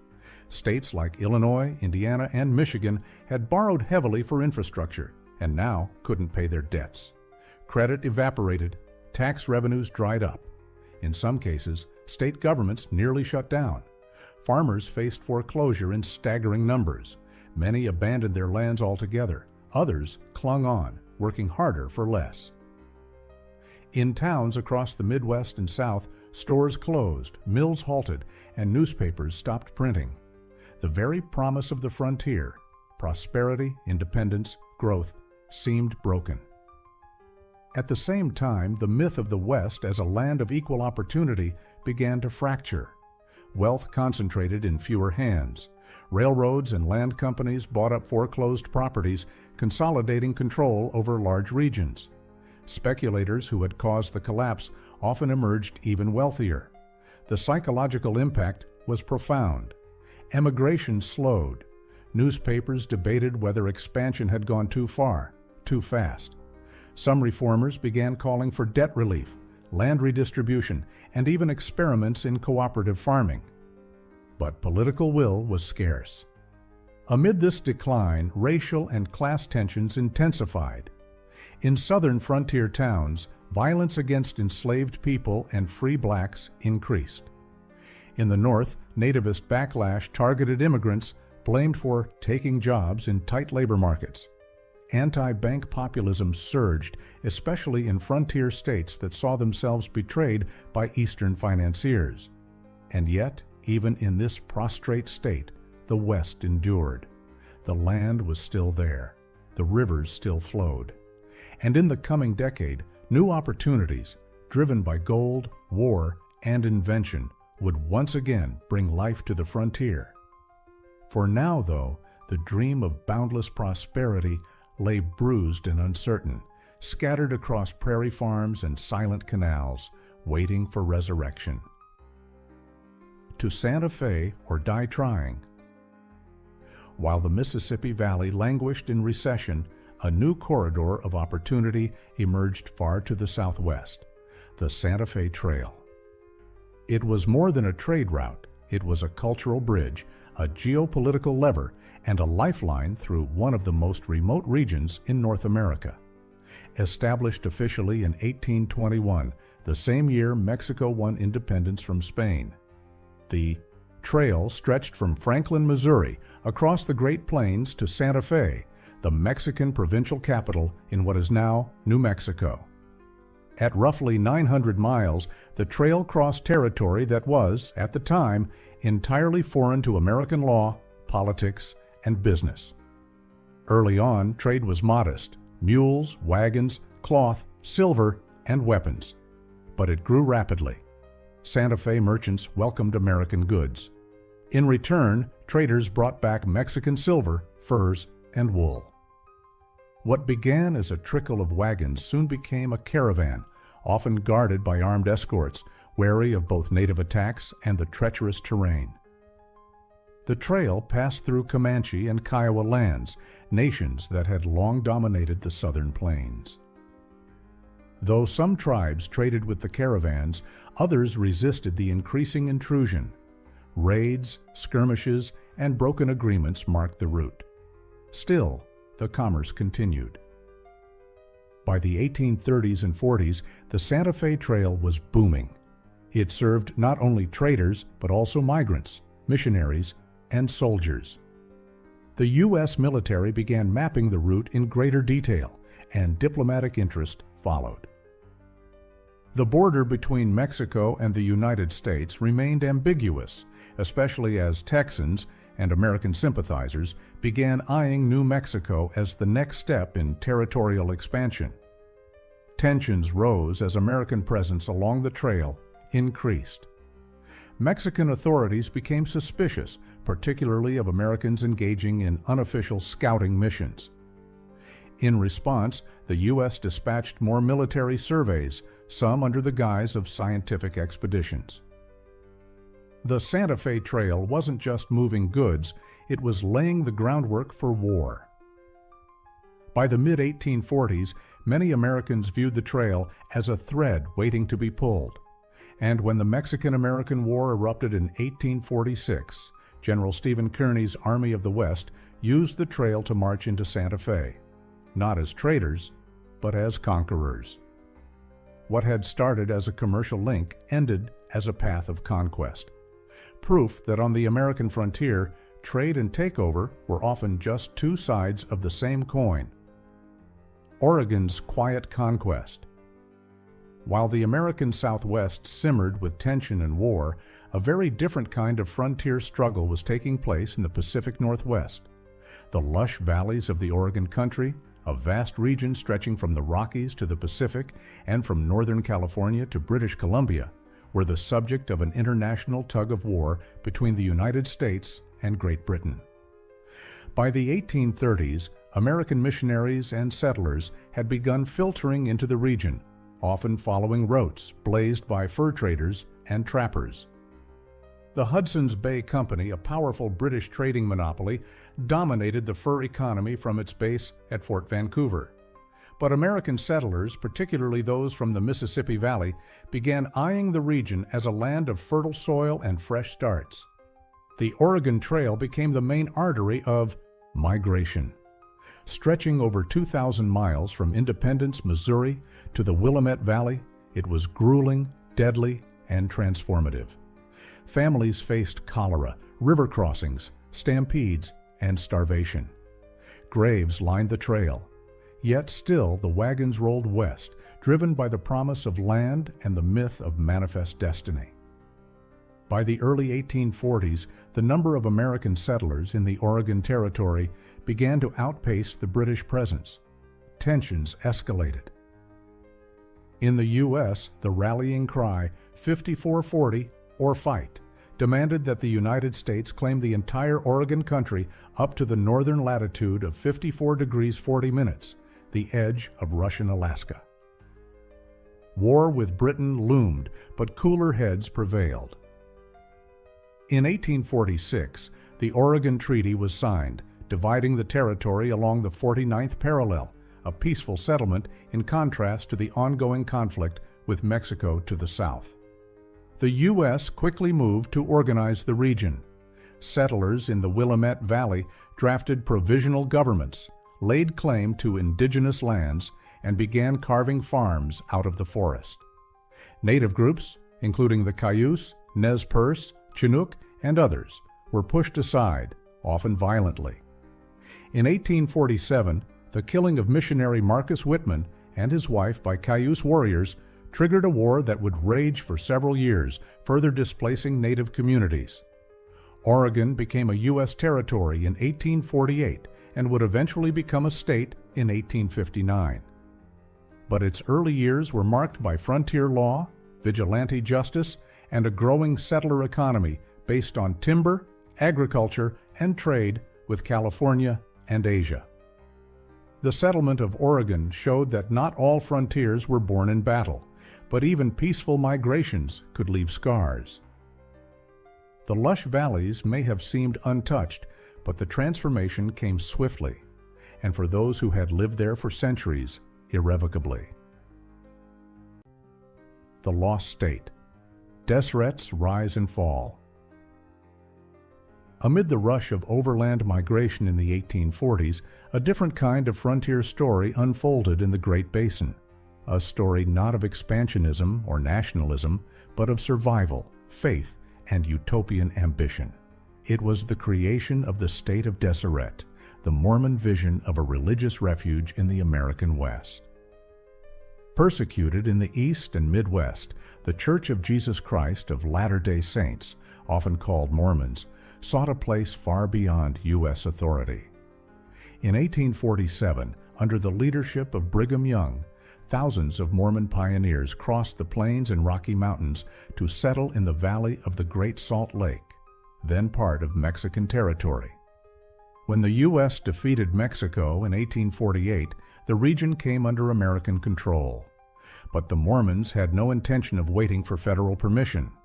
In 1849, they proposed their own state, Deseret, a massive entity stretching from Southern California to Colorado, from Idaho to Arizona. It was ambitious, theocratic, and completely out of sync with Washington's vision of territorial governance.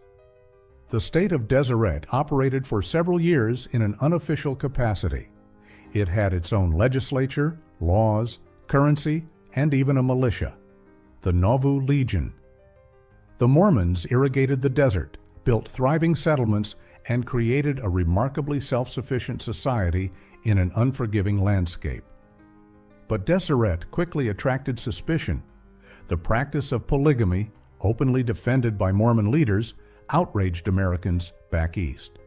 The tight integration of church and state, combined with rumors of dissent suppression and separatist leanings, triggered alarm in Washington.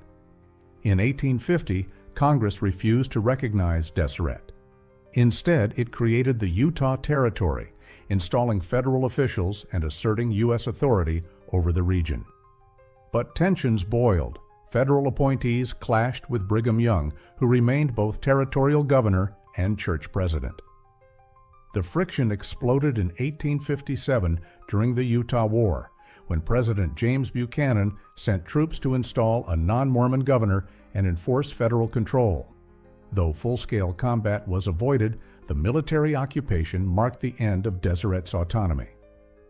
Still, the Mormon presence in the West endured. Utah would not become a state until 1896, and only after the official renunciation of polygamy. But the dream of Deseret left a lasting mark. It was a rare instance in which a frontier community tried to build not just farms or towns, but an entirely new society, one shaped by religious conviction and resistance to the mainstream. The Mexican War, expansion at the barrel of a gun.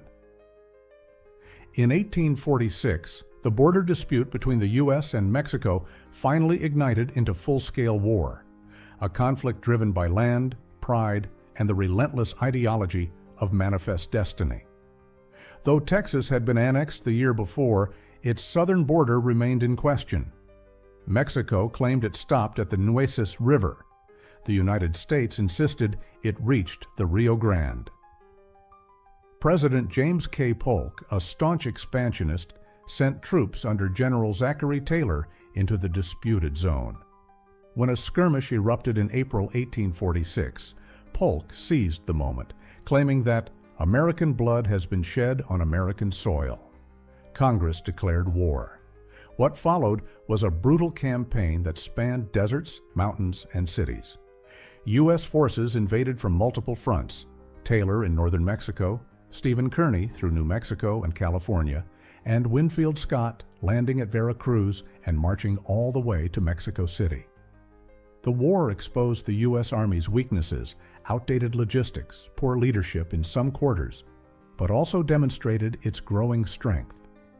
Young officers like Ulysses S. Grant and Robert E. Lee gained valuable combat experience they'd later use in the Civil War.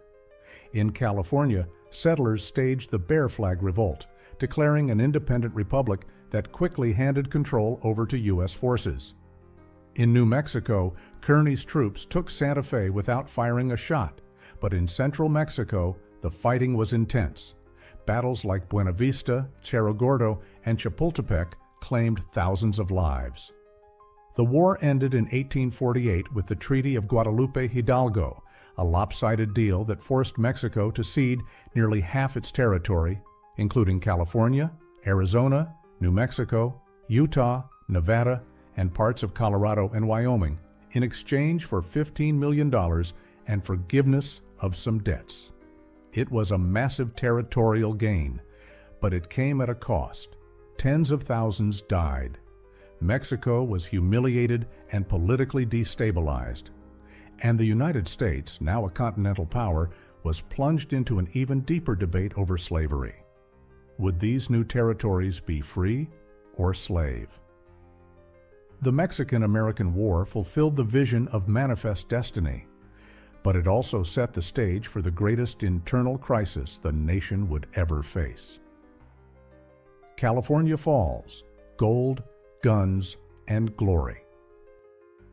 While the eastern battles of the Mexican-American War captured national headlines, the conquest of California unfolded in a blend of rebellion, diplomacy, and swift military action, all with minimal bloodshed but enormous consequences. Before the war, California was a Mexican province, sparsely populated with ranchos, large estates granted to loyal citizens, and missions, many of which had been secularized after Mexican independence. The native population, already devastated by disease and forced labor under Spanish and Mexican rule, continued to decline.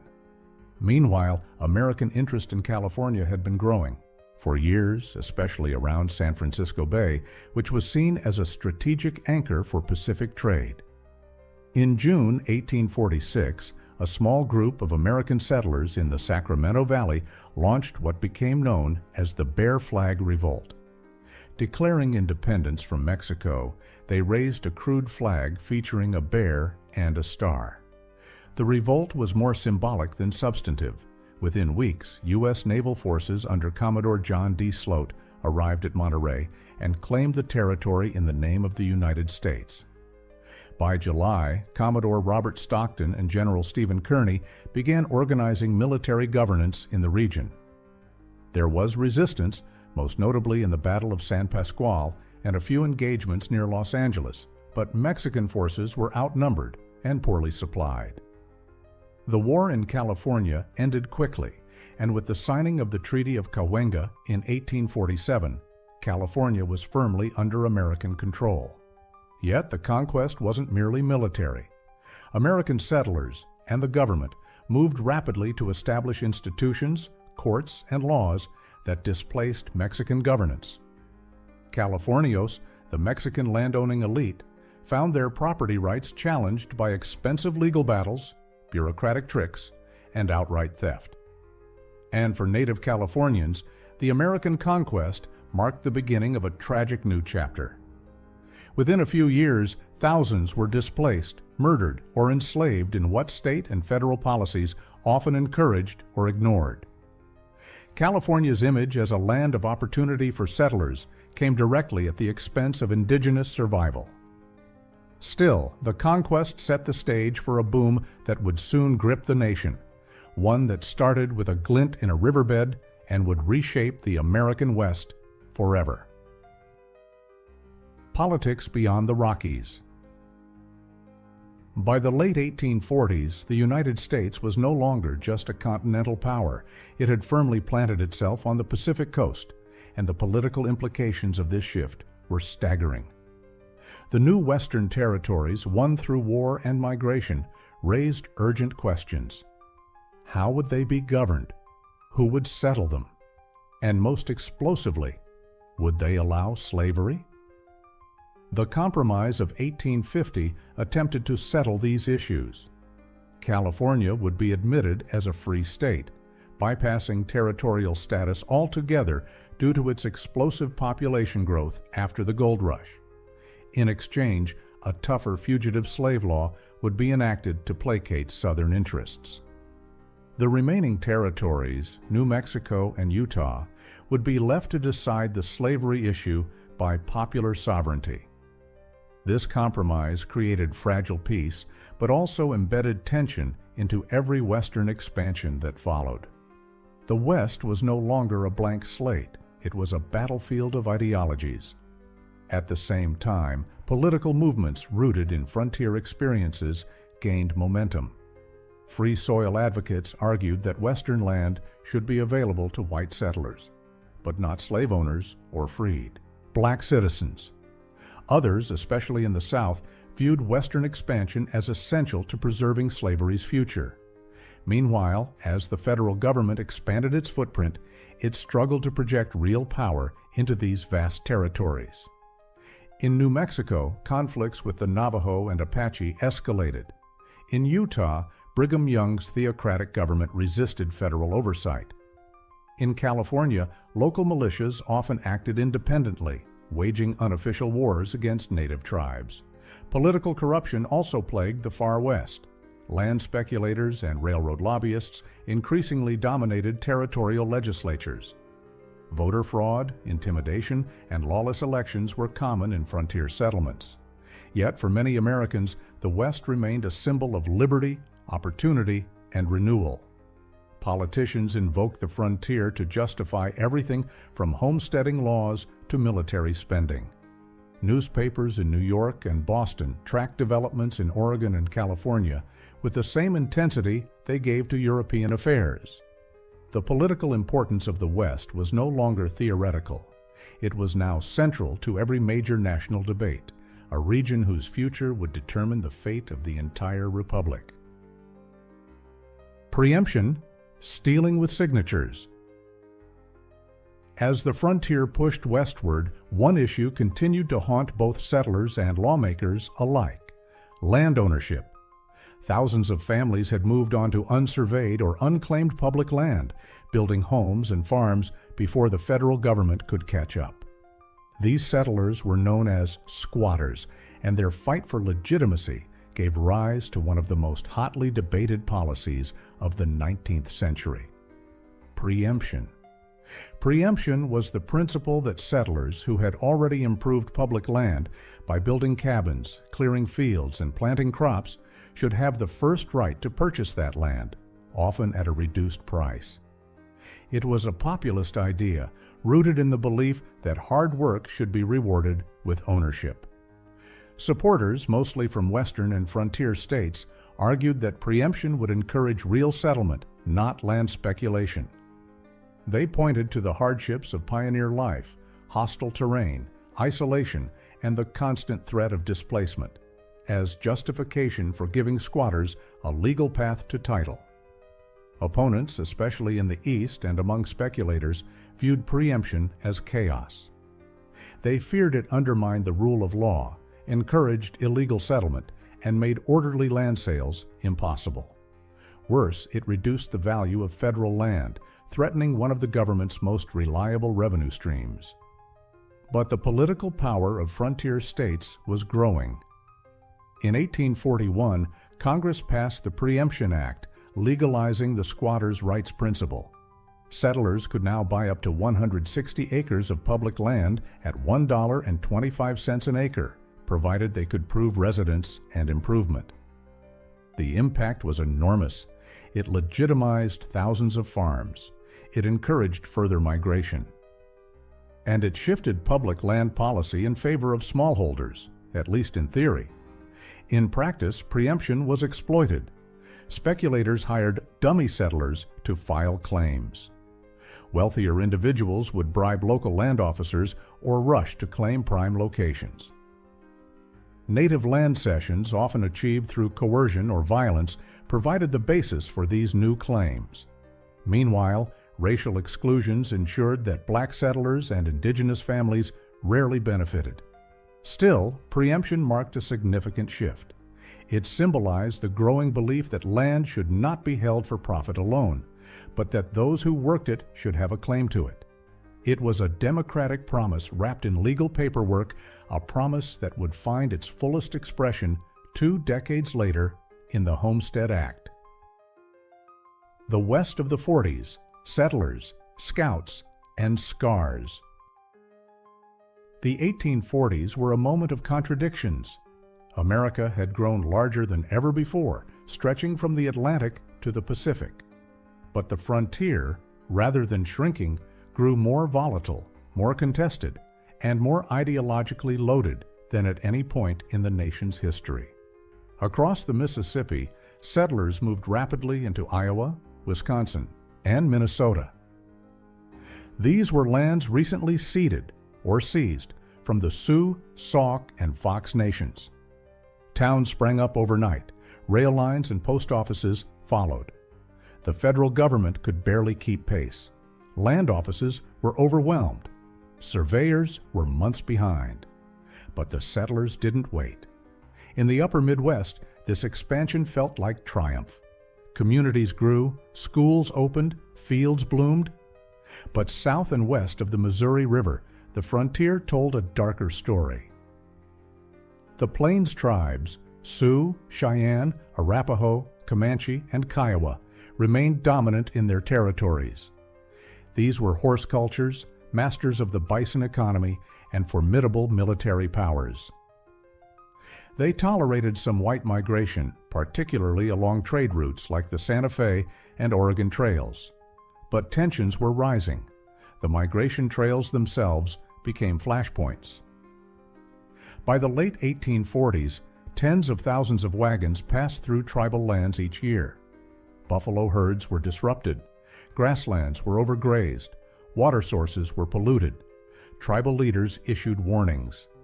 But the flood could not be stopped. Meanwhile, the federal government began shifting Indian policy.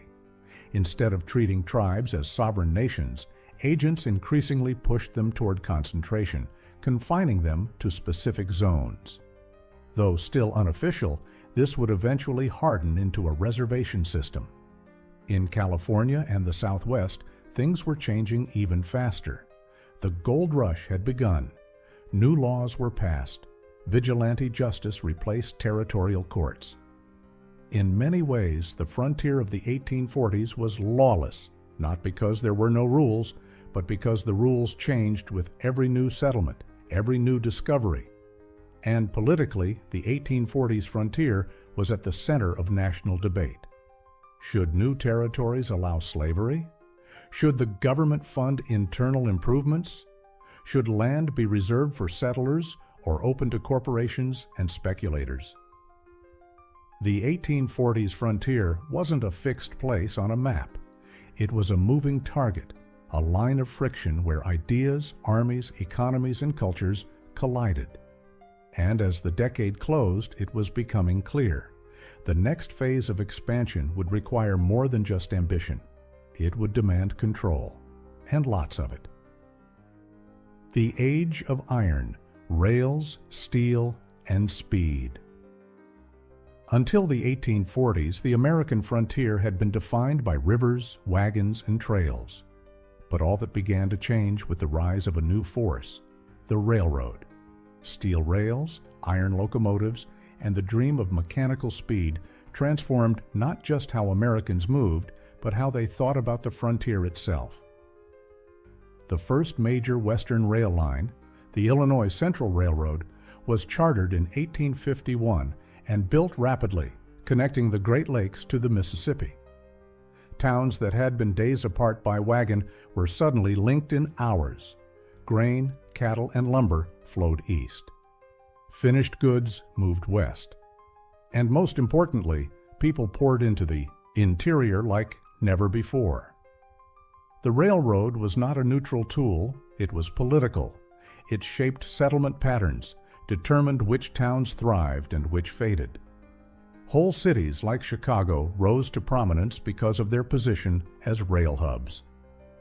And powerful men, railroad magnates and land speculators, profited handsomely by deciding where the tracks would run. Railroads were subsidized by government grants, tax incentives, and massive land giveaways. Congress offered alternate sections of public land on either side of new rail lines up to 12 miles deep to the companies building them. These land grants would eventually total over 175 million acres, creating one of the largest public-to-private land transfers in U.S. history. But while the railroads promised progress, they also brought displacement. Tracks cut through native hunting grounds, Mexican land grants, and homesteads alike. Rail crews, many of them Irish, German, and later Chinese laborers, worked in dangerous conditions for low wages. Accidents, strikes, and sabotage were common. Still, the psychological impact of the railroad was enormous. Suddenly, the West was not remote. It was reachable, measured, schedulable. The age of the endless horizon was giving way to the age of the time card and the timetable. And yet the iron rails brought fragility too. A drought in Kansas could now impact bread prices in New York. A bank collapse in Boston could freeze credit for farmers in Nebraska. The frontier and the financial centers were now connected, and that connection cut both ways. The railroad had shrunk the map, but it had also expanded the stakes. Whoever controlled the rails controlled the future. Land for tracks. The Great Railroad Giveaway. To make the dream of a rail-linked frontier a reality, the U.S. government turned to one of its most powerful tools, land. Rather than build the railroads directly, Congress offered massive land grants to private corporations, rewarding them with alternate sections of federal land along proposed routes. The idea was simple. The government would give up land, and the companies would build the infrastructure. This began in earnest with the Pacific Railroad Acts, passed in the 1850s and expanded during the Civil War. The land wasn't just handed out blindly. It was a calculated trade. For every mile of track laid, companies received rights to vast parcels of land, often stretching 10 to 20 miles on either side of the line. The railroads became the largest landowners in the West almost overnight. They sold land to settlers at a profit, using flashy brochures, foreign language advertisements, and glowing promises of prosperity. German and Scandinavian immigrants especially responded to the campaigns, flooding into the Midwest and Great Plains. Whole communities in Minnesota, Nebraska, and the Dakotas were shaped by these campaigns. But the land grant system also invited abuse. Railroads often manipulated it. Surveys claimed more land than they were entitled to and colluded with local officials. Bribery, fraud, and speculation were rampant. In many cases, companies sold land without ever improving it, or used legal loopholes to hold on to parcels indefinitely. Moreover, the grants assumed the land was free for the taking, ignoring the fact that much of it was already occupied by native nations. The Lakota, Cheyenne, and others soon found steel tracks running through the heart of their territories. Treaties were ignored, promises were broken, and resistance, fierce and increasingly organized, began to rise. Even among white settlers, resentment grew. Many believed the railroads held too much power, controlling shipping rates, land prices, and even politics. The seeds of populism, which would bloom in the 1870s and 1880s, were planted in this era of unchecked railroad expansion. Still, the land grants worked. The frontier was linked, markets opened, a transcontinental nation was born. But it came at a steep cost, in land, in labor, and in the illusion that progress was ever truly free. Bleeding borders, Kansas, Nebraska, and the Indian Country crisis. By the early 1850s, the U.S. frontier had expanded so rapidly that the old arrangements were collapsing.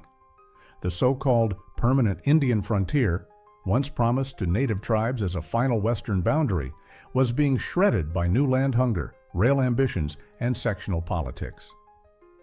In 1854, the Kansas-Nebraska Act officially opened vast new lands to American settlement, slicing through what had been recognized as Indian country. Drafted by Senator Stephen A. Douglas, the bill created the territories of Kansas and Nebraska, and, more explosively, allowed settlers in those territories to decide for themselves whether to allow slavery, a principle called popular sovereignty. On the surface, it was a political compromise aimed at pleasing both North and South. In reality, it ignited a firestorm. First came the settlers. Pro-slavery advocates from Missouri, known as border ruffians, flooded into Kansas, determined to ensure the new territory would become a slave state. Abolitionists from New England answered with organized migration campaigns, founding towns like Lawrence and Topeka. Kansas quickly descended into chaos. Fraudulent elections, dueling legislatures, and gang violence erupted into a full-blown guerrilla war. Known as Bleeding Kansas, the conflict saw armed militias, assassinations, and the destruction of entire communities. In 1856, abolitionist John Brown led a raid on a pro-slavery settlement, hacking 5 men to death with broadswords. He would later become a martyr, but in the moment, Kansas was a land soaked in ideology and blood.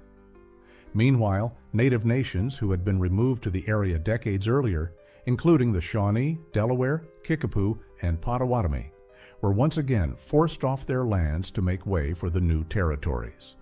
Treaties were broken, promises discarded. The Kansas-Nebraska Act didn't just open new territory. It effectively nullified the Missouri Compromise, which had barred slavery north of the 36 degrees 30 minutes line. The fragile balance between free and slave states was shattered. This was no longer just about land. It was about the soul of the Union. Would the frontier be a space for slavery's expansion or its restriction? Would settlers decide the nation's moral direction? Or would the federal government reassert control? By the end of the 1850s, it was clear The frontier was no longer just a physical border.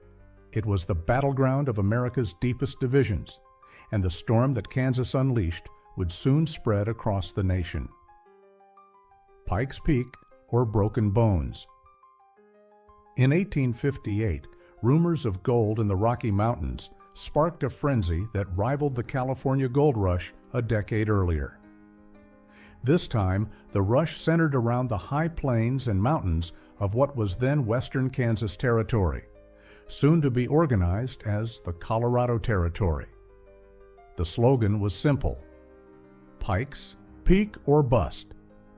Tens of thousands of fortune seekers, known as 59ers, headed west, many with no experience in mining and little understanding of the harsh conditions ahead. Some came from the exhausted goldfields of California, others from Midwestern farms or eastern cities rocked by economic downturns. They traveled overland in wagons, on foot, and even by pushing handcarts.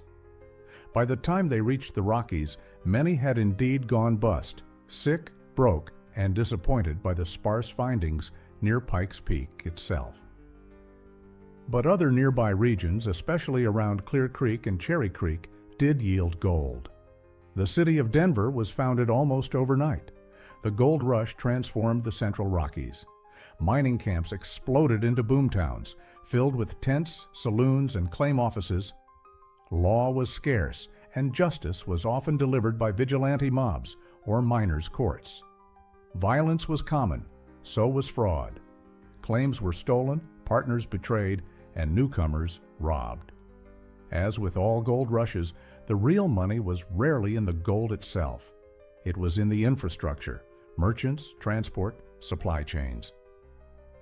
Eastern investors began eyeing Colorado as a region worth securing, not just for its minerals, but for its strategic location between the Great Plains and the Southwest. For native nations, particularly the Cheyenne, Arapaho, and Ute, the rush spelled disaster. The influx of settlers violated existing treaties, overran hunting grounds, and brought tensions to a boiling point.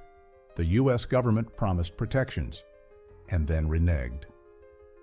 Violence flared, laying the groundwork for a cycle of raids, reprisals, and full-scale war in the 1860s. The Pike's Peak gold rush didn't yield the massive wealth of California, but it signaled something else, that the frontier was no longer drifting westward slowly. It was now being rushed, mined, claimed, and reimagined in real time. Geography was no longer a barrier, just an obstacle to be climbed, blasted, and tunneled through in pursuit of profit. Gold in the bones, the mineral frontier. Awakens, after gold came silver, then lead, copper, zinc, and coal. The American frontier was transforming into an industrial mineral empire, not just a place of farms and homesteads, but a vast extractive machine whose gears were powered by men with picks, dynamite, and greed. Following Pike's Peak, a series of mineral discoveries across the West turned isolated mountains into epicenters of economic development. The Comstock lode in Nevada, discovered in 1859, was the largest silver strike in U.S. history. Its wealth financed banks, newspapers, and political campaigns. Towns like Virginia City exploded in size, becoming miniature metropolises in the middle of the desert. Mining towns had a predictable life cycle: discovery, boom, speculation, collapse. Streets were laid, saloons opened, newspapers printed. Then the ore ran out, and the town emptied. Ghost towns dotted the West like abandoned dreams. The mining frontier also brought technological innovation.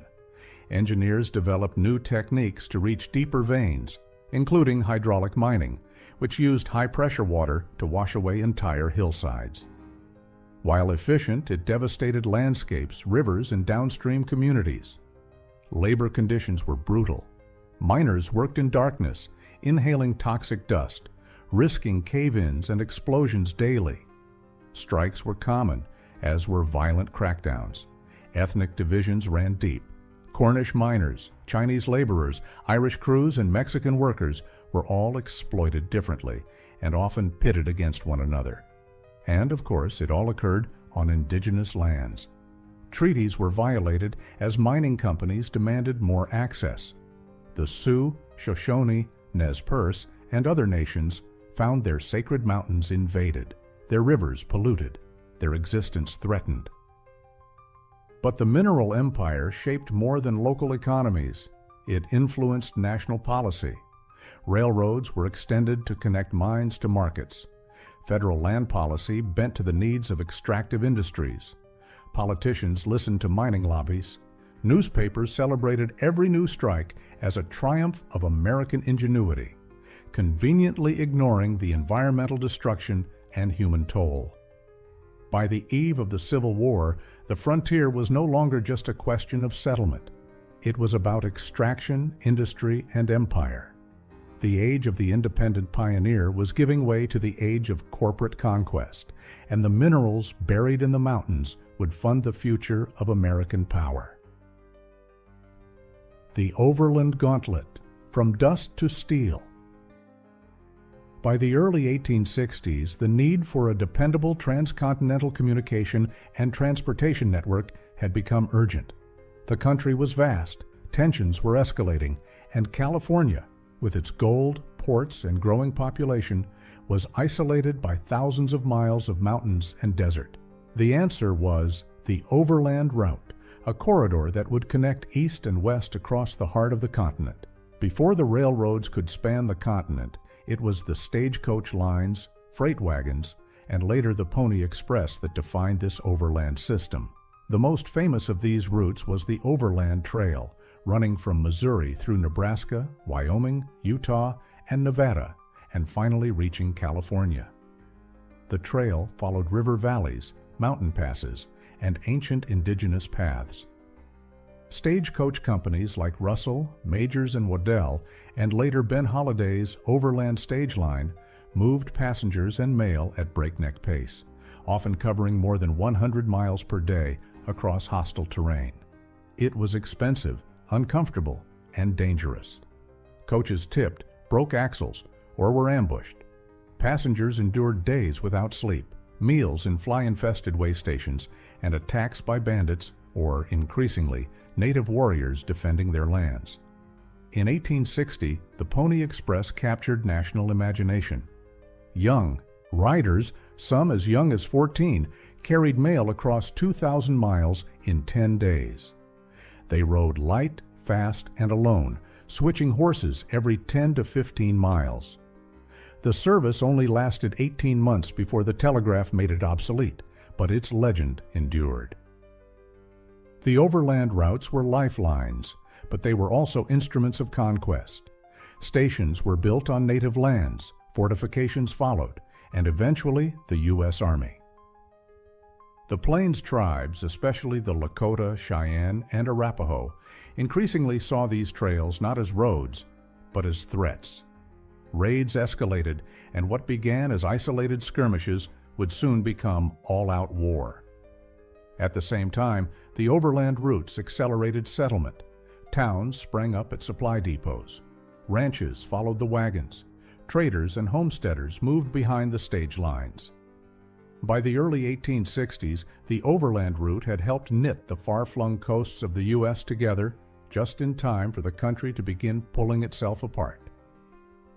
The Civil War was coming, but even as the nation fractured, the idea of a unified transcontinental destiny marched forward on rutted trails, dusty wagons, and the pounding hooves of overland riders. Public lands, private fortunes. For much of the 19th century, public lands, millions of acres west of the Mississippi, were treated as a vast warehouse of opportunity. Owned by the federal government, these lands were technically available to any citizen. But how they were distributed and who benefited tells a far more complex story of ambition, manipulation, and systemic exclusion. By the 1860s, the frontier had reached the Great Plains and beyond, but large portions of it remained unclaimed, unsurveyed, and unregulated. In theory, these were lands of promise, wide open to settlers. In practice, much of the best land had already been gobbled up by speculators, railroads, and large landholding companies. Even so, tens of thousands of families moved west, hoping to stake their claim. Squatting remained common.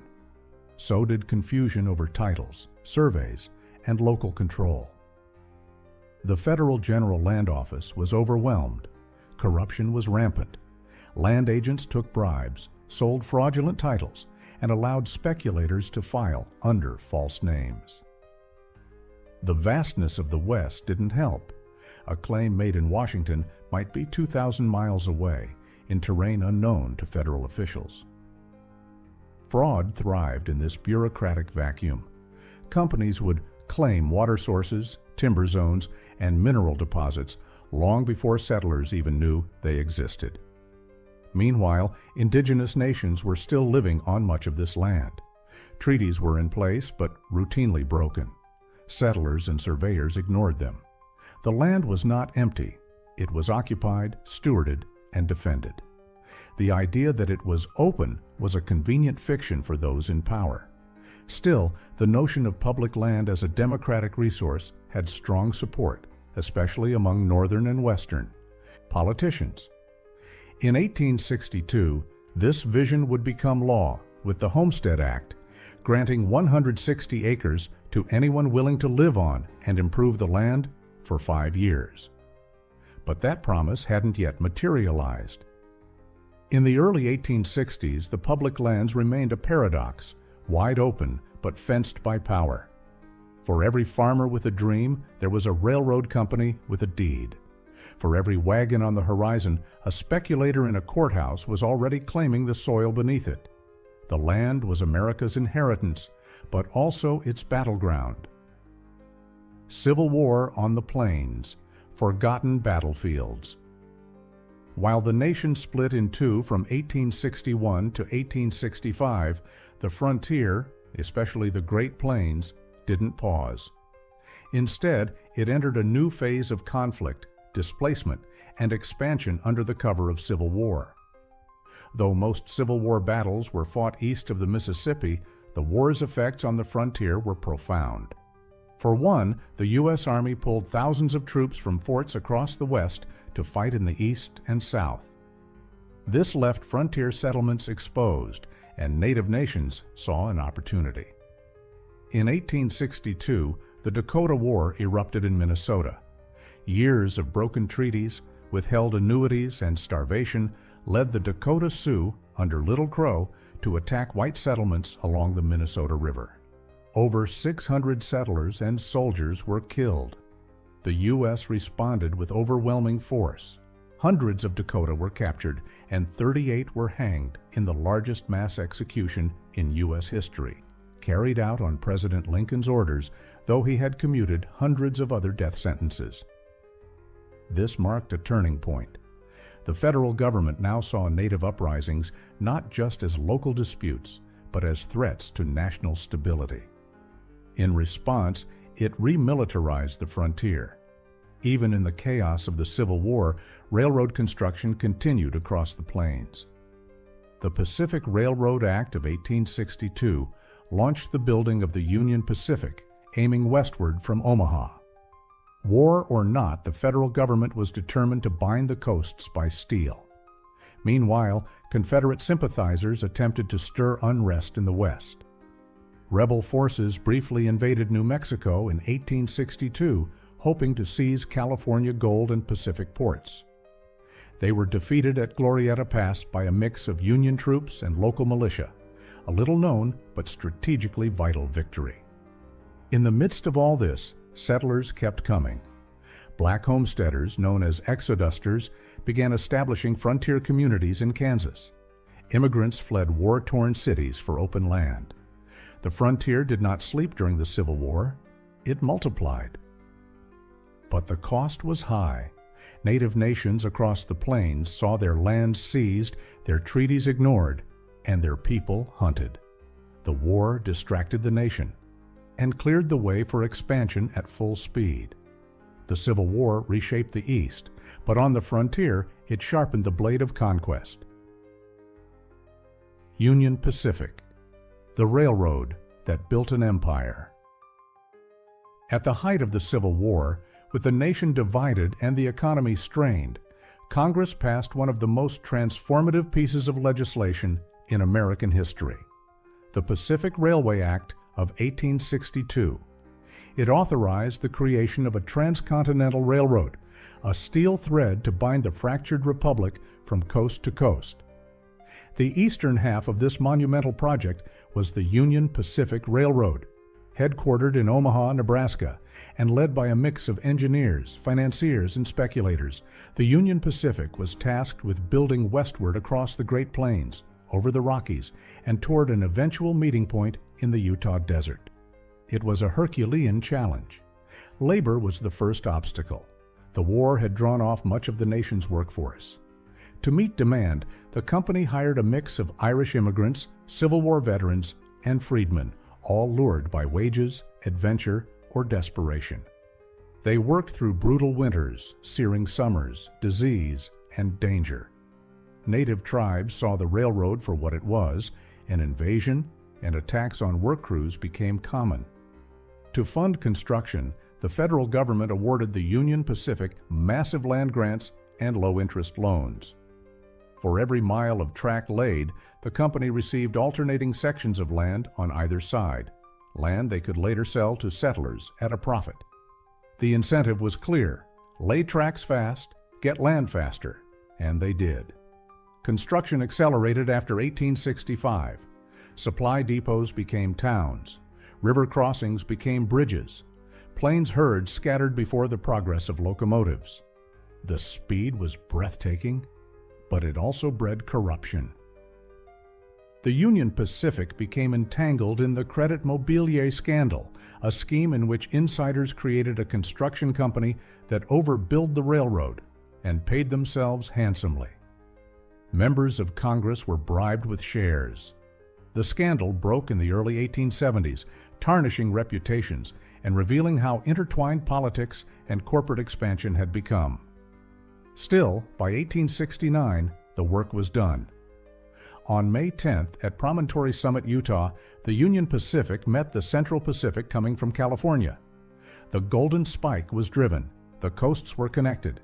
It was a moment of triumph, but also a moment of transformation. The railroad changed everything: time, trade, migration, warfare, labor. It collapsed the continent into a single market. And the Union Pacific, forged in war and driven by profit, stood at the center of that revolution. Breaking the nations, the last tribal resistance. If the Transcontinental Railroad marked the apex of American technological progress, it also marked the beginning of the end for many of the Plains tribes. The 1860s and 70s brought relentless conflict, fueled by broken treaties, settler expansion, and the insatiable reach of the railroad. As tracks cut through buffalo ranges and treaty lands, native nations such as the Lakota, Cheyenne, Arapaho, and Kiowa faced impossible choices: resist and face war, or submit and face starvation. The buffalo, once numbering in the tens of millions, were central to Plains cultures, not just as food, but as a spiritual and social cornerstone. The railroad enabled commercial buffalo hunters to flood the region.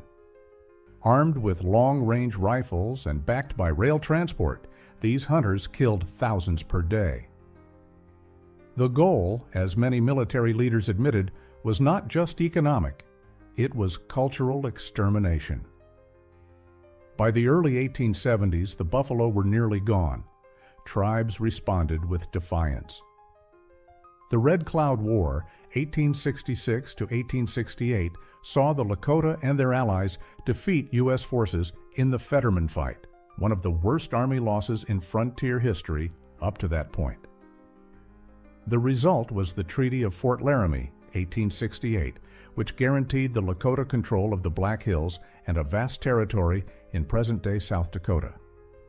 But the peace was short-lived. Gold was discovered in the Black Hills in the mid-1870s.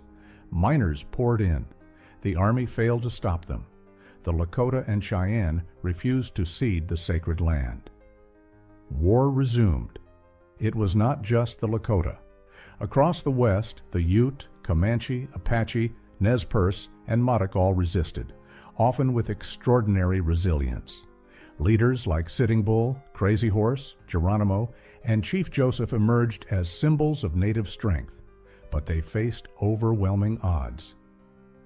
The federal government's approach shifted decisively during this period. Reservation policy became mandatory. Native children were taken to boarding schools to be civilized. Language, dress, and ceremonies were banned. The disruption of the tribes was not just physical. It was spiritual and generational. By the end of the 1870s, most native nations had been confined to reservations. Their land base was shattered. Their economies were gone. And yet, resistance endured, in memory, in culture, and in every story passed down through families who had walked the old trails and remembered a different world. Of 1873 brought a crash that froze the frontier. The post-Civil War years had been a time of explosive growth in the West.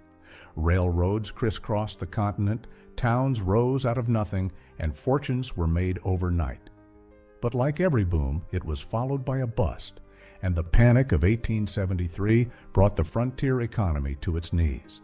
The causes were many: overextended railroad companies, speculative bubbles, loose banking regulations, and an international credit crunch. When J. Cook and Company, one of the nation's largest investment banks and a key financier of the Northern Pacific Railroad, collapsed in September 1873, the entire house of cards began to fall. Railroad construction stopped. Thousands of workers were laid off. Banks closed. Credit evaporated. Farm prices collapsed. Western towns that had sprung up around rail lines found themselves bankrupt and abandoned almost overnight. For many settlers, it was a harsh wake-up call.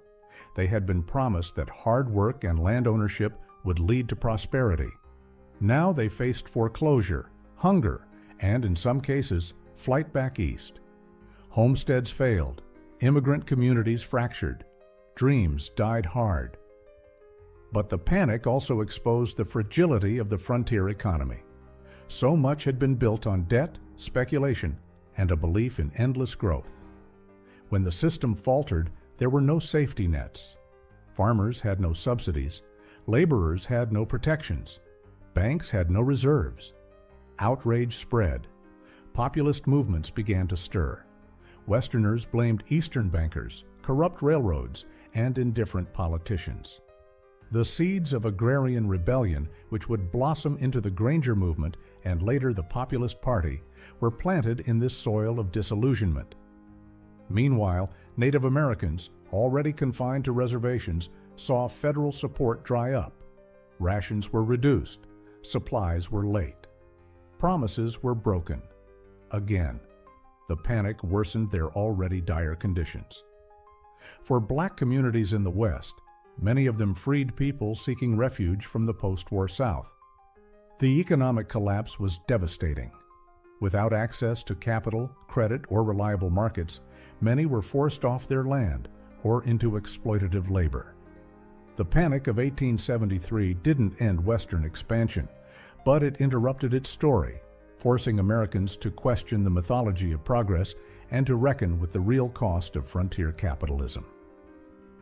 It reminded the nation that even in the land of opportunity, prosperity was never guaranteed, and collapse could come as fast as fortune.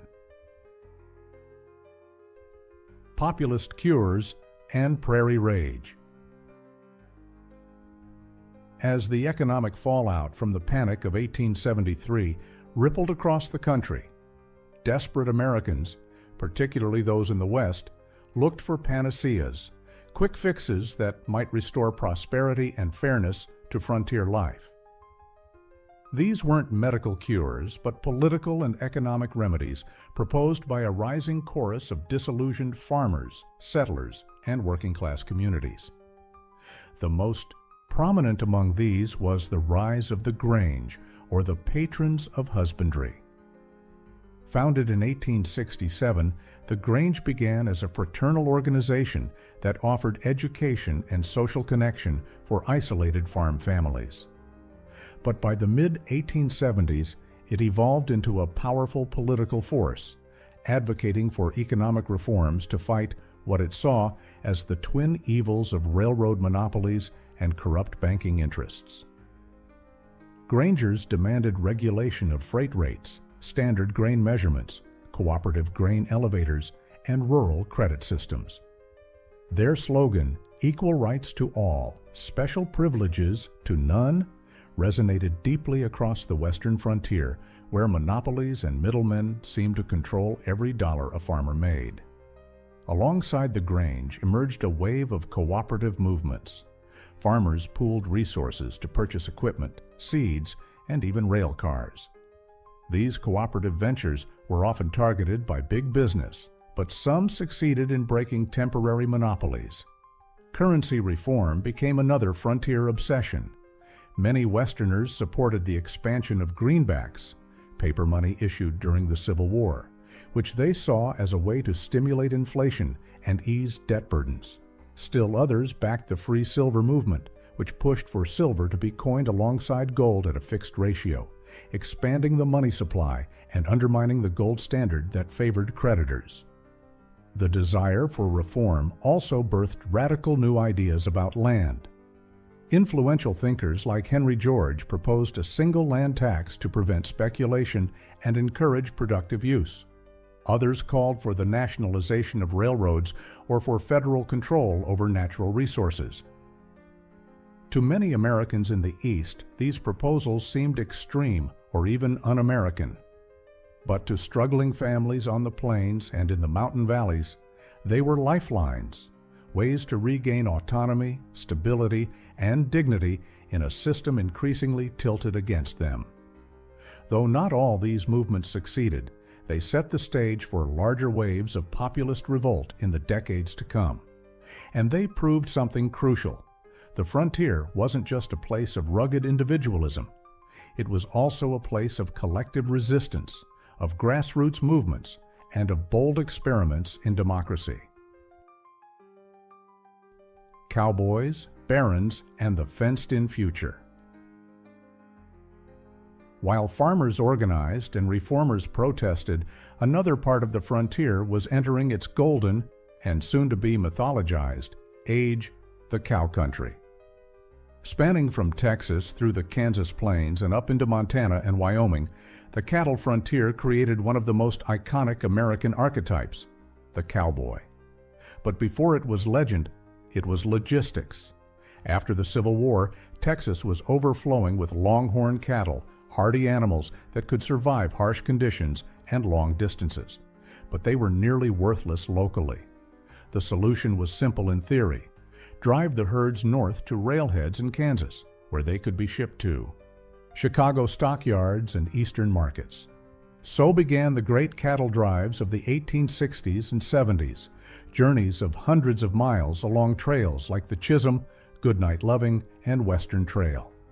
Cowboys, often young and racially diverse, including black, Mexican, and Native men, guided herds through rivers, storms, and rustlers.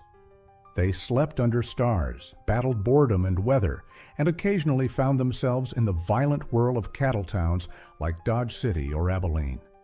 The cattle business boomed. Ranching empires spread across the plains. Open-range grazing allowed herds to roam unfenced lands, using public domain as free pasture. Fortunes were made. Eastern and European investors poured money into ranching syndicates. But the cow country's rise was brief. Overgrazing, barbed wire, and brutal winters, especially the deadly blizzards of 1886 to 87, devastated herds and bankrupted investors. As settlers moved in, fencing the land and claiming water rights, the open range vanished.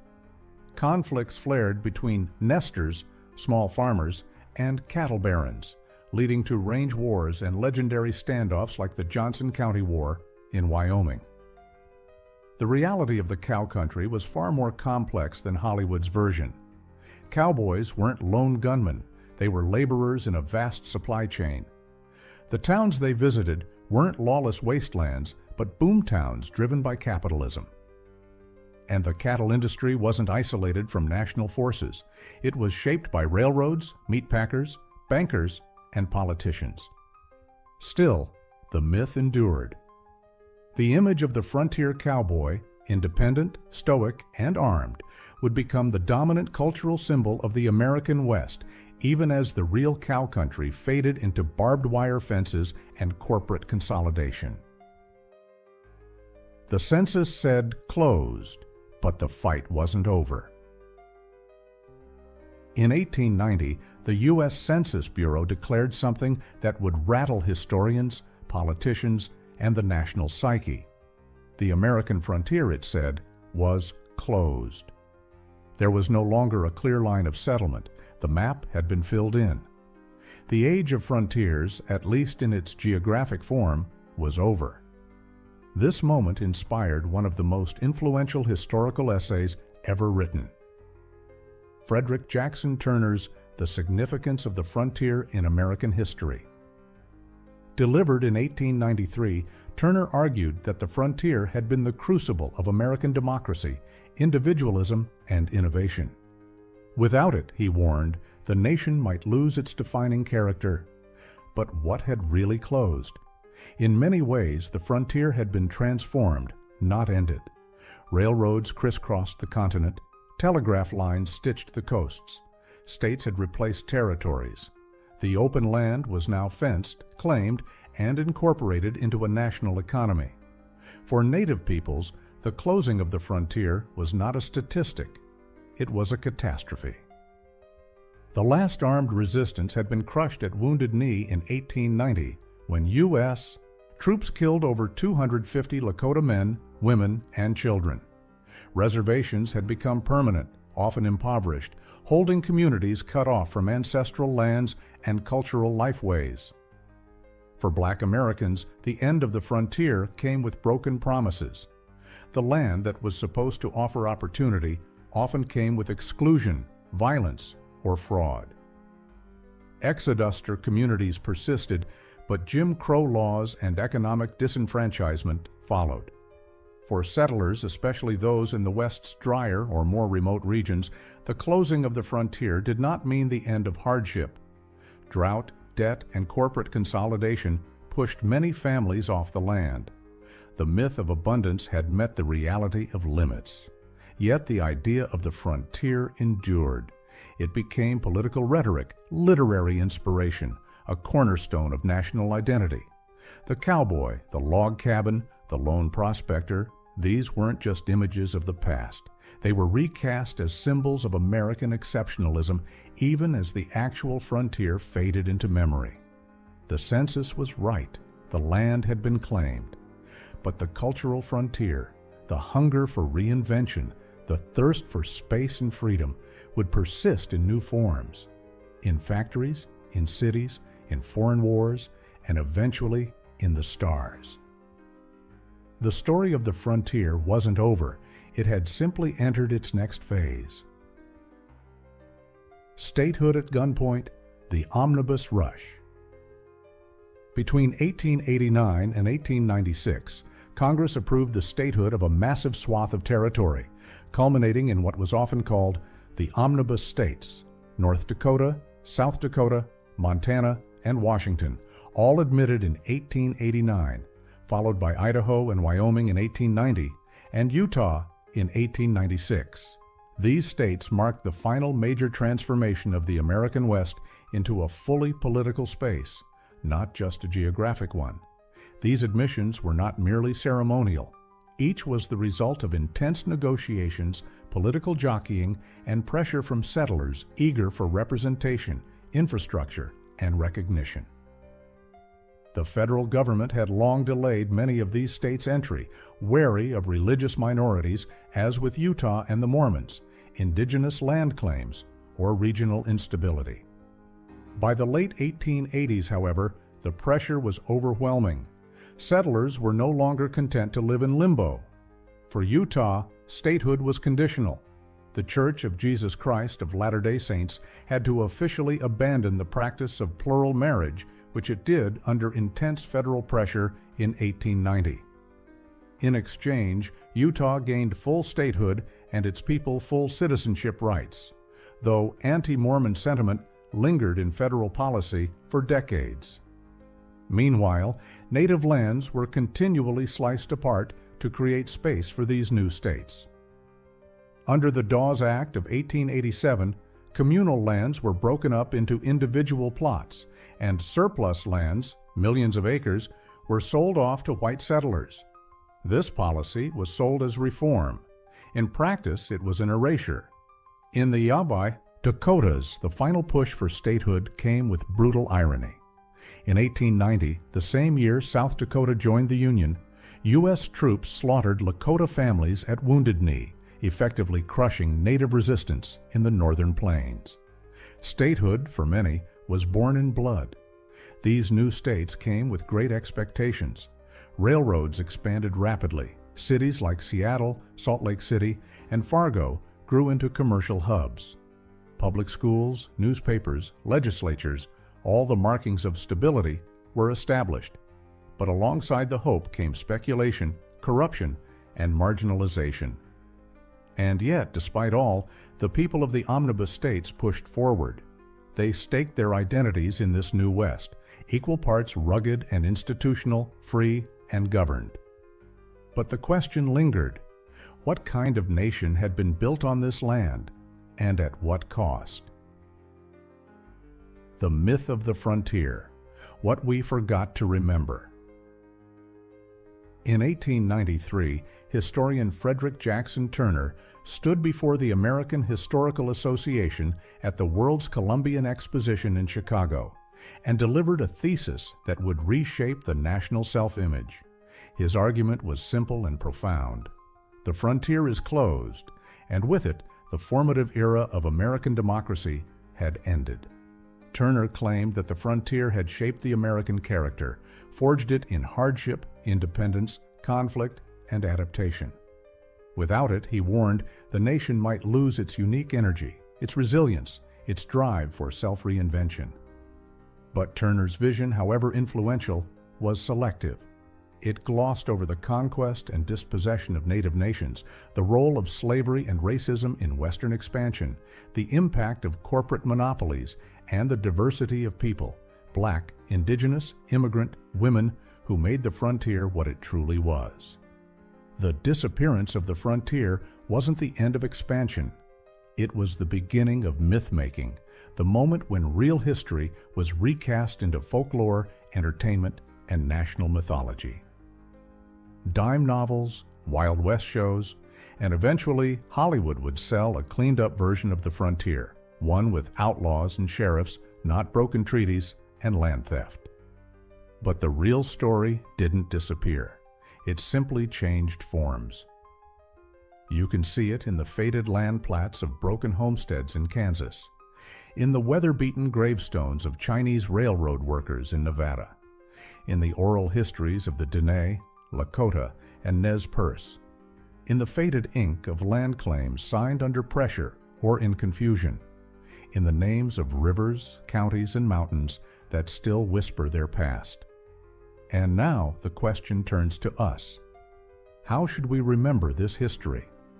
What does it mean to inherit a frontier forged in ambition, violence, hope, and contradiction? Was the frontier ever truly closed? Or did it just move inward into our institutions, our cities, our foreign policies, and our imaginations? Legacy and reckoning.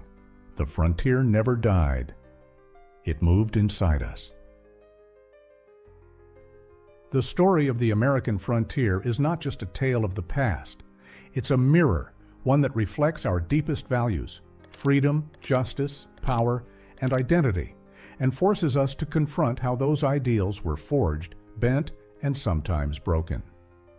As we stand more than a century beyond the so-called end of the frontier, we might ask, whose stories have we left out of our national memory? What modern frontiers still exist, physical, economic, environmental, or cultural? and who is navigating them today? If the frontier once defined what it meant to be American, what defines us now? This isn't about guilt or nostalgia. It's about understanding, about facing the complexity of our past so we can shape the clarity of our future. The land still holds the echoes. The old trails, though paved over, still run beneath our feet. And the spirit of the frontier, in all its contradictions, still lingers in the American soul.